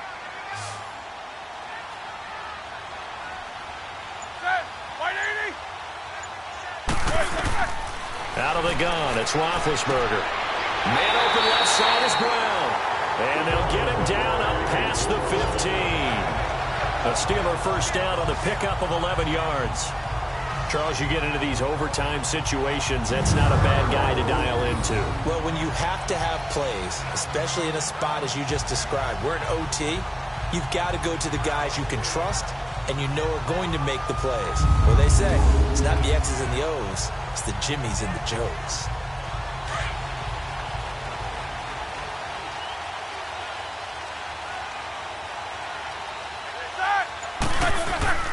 A fake to Bell. Now it's Roethlisberger. Over the middle, and it's incomplete. The safety that time, Tony Jefferson there on the coverage. You know they're going to be looking his way in overtime. He's had a fantastic game, but unable to hook up there. And how many times do we see this situation where they actually complete that pass, and you wonder to yourself, how do you let him get open? How do you not know they're going to go to him? He's their big play guy. In this case, they defended it well and knocked it away. After the incomplete pass, here now is 2nd and 10.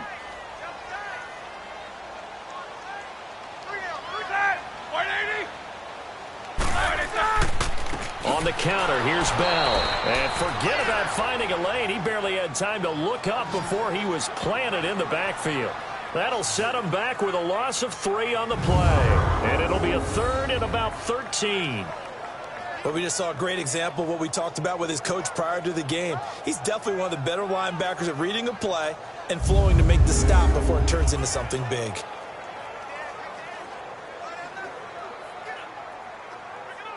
And with a 3rd and 13 here, the defense in a dime look.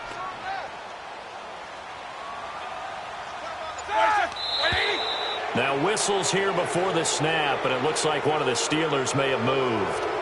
False start, offense. So that one will be accepted. Still 3rd down.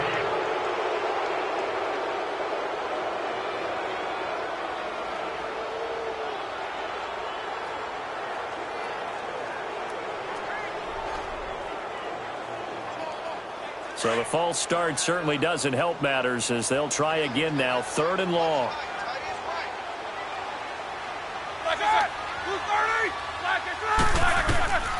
From the shotgun, it's Roethlisberger. This is Bell on the dump off.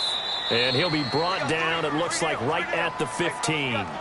Give him 6 on the play, and it'll be 4th down. Instead of throwing it downfield, Charles, they just tried to dump it underneath there. You like the call? I do. I think it's a high percentage play because you get the completion, and what you're counting on is your back to use his legs and his elusiveness to make people miss and pick up the first down. In this case, it didn't happen. His first punt, 48 yards. This one looks equally as good. It's a 49-yard punt, but subtract 9 there for the return.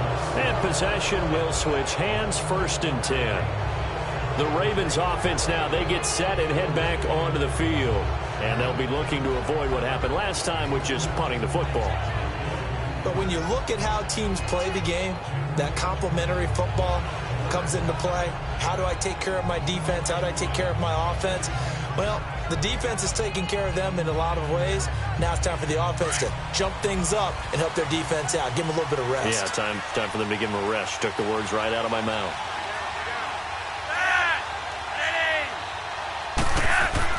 The drive starts with a run by Collins. And maybe a measure of revenge there. He's had his way in this one, but this time they get him behind the line. From our vantage point, that was just one bad play by the offensive line in a series of really good ones tonight.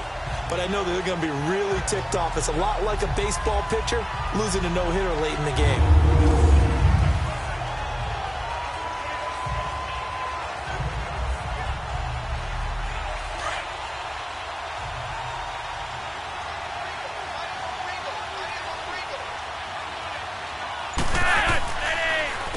Now a give to Collins.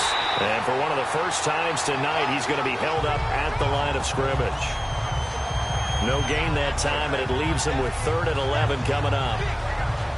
Doubling this guy has to be a priority before moving up to the next level because the big fella, he just ate that one alive, just stuffed it. In fact, before the game, he was talking to us, and he's like, hey, these pants make me look fat. And we said, nah, man, you're just a whole lot of guy. He is well over 300 pounds. He's a big man. Now it's Flacco. And down he goes. A coverage sack. Took too long to get rid of it. Cameron Hayward in there to drop it for his 2nd sack now here tonight. This has been a tough one for this offensive line. It appears almost like they've been on roller skates this entire game, the way they've been pushed around. 6 sacks given up in this one.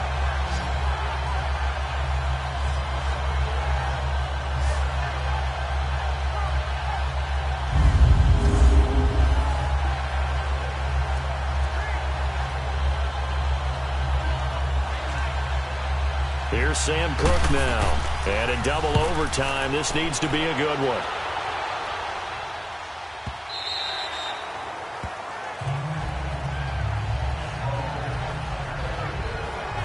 The Steelers offense now, they get ready to head back on the field. And on the last go-around, they really couldn't get anything going. They had to punt from deep inside their own territory, which means you're going to lose the field position battle as a general rule. What they're looking for now is a little more consistency, move the ball at least a few times on offense, get a couple of first downs, and hopefully flip the field. Yeah, just something to build off of. That's what they're looking for here. Big Ben and the Steelers with a 1st and 10 at their own 20-yard line.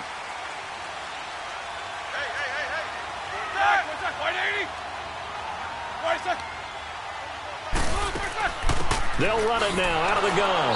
And he will lose yardage on the play. Back at his own 19-yard line. That's going to go as a loss of a yard, and it'll be 2nd down. Now that play was doomed right from the start. They just about ran into every defender on that one, didn't he? It felt like everyone got a piece of that tackle.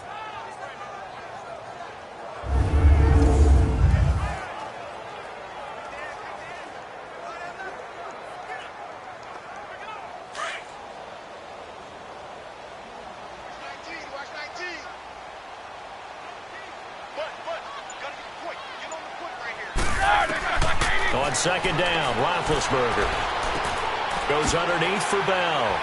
And he'll go down just shy of the 25 at the 24-yard line. 5 yards on the pickup, and all of a sudden here it's 3rd down. Everyone's got to be able to catch the football. Doesn't matter what position you play, but if you're on offense, be aware a ball may come your way.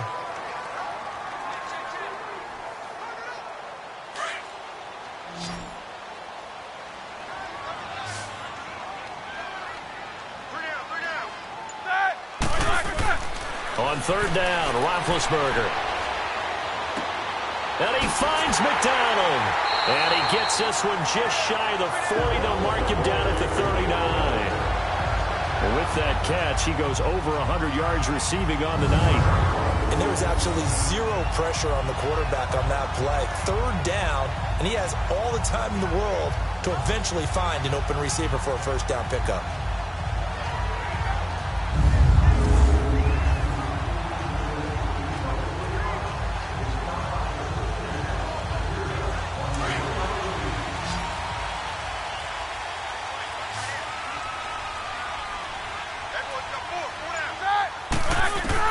They'll throw on 1st down with Roethlisberger. Oh, there's that man again. It's complete. No gain there on the completion. 2nd and 10. Well, he caught it right at the line of scrimmage, and before he could even think about advancing it forward, he got hit.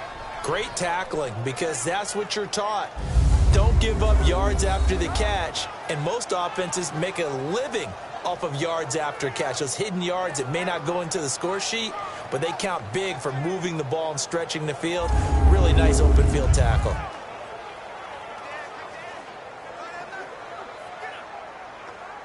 Had the completed pass, but for no gain, stopped right at the line, so it's 2nd and 10.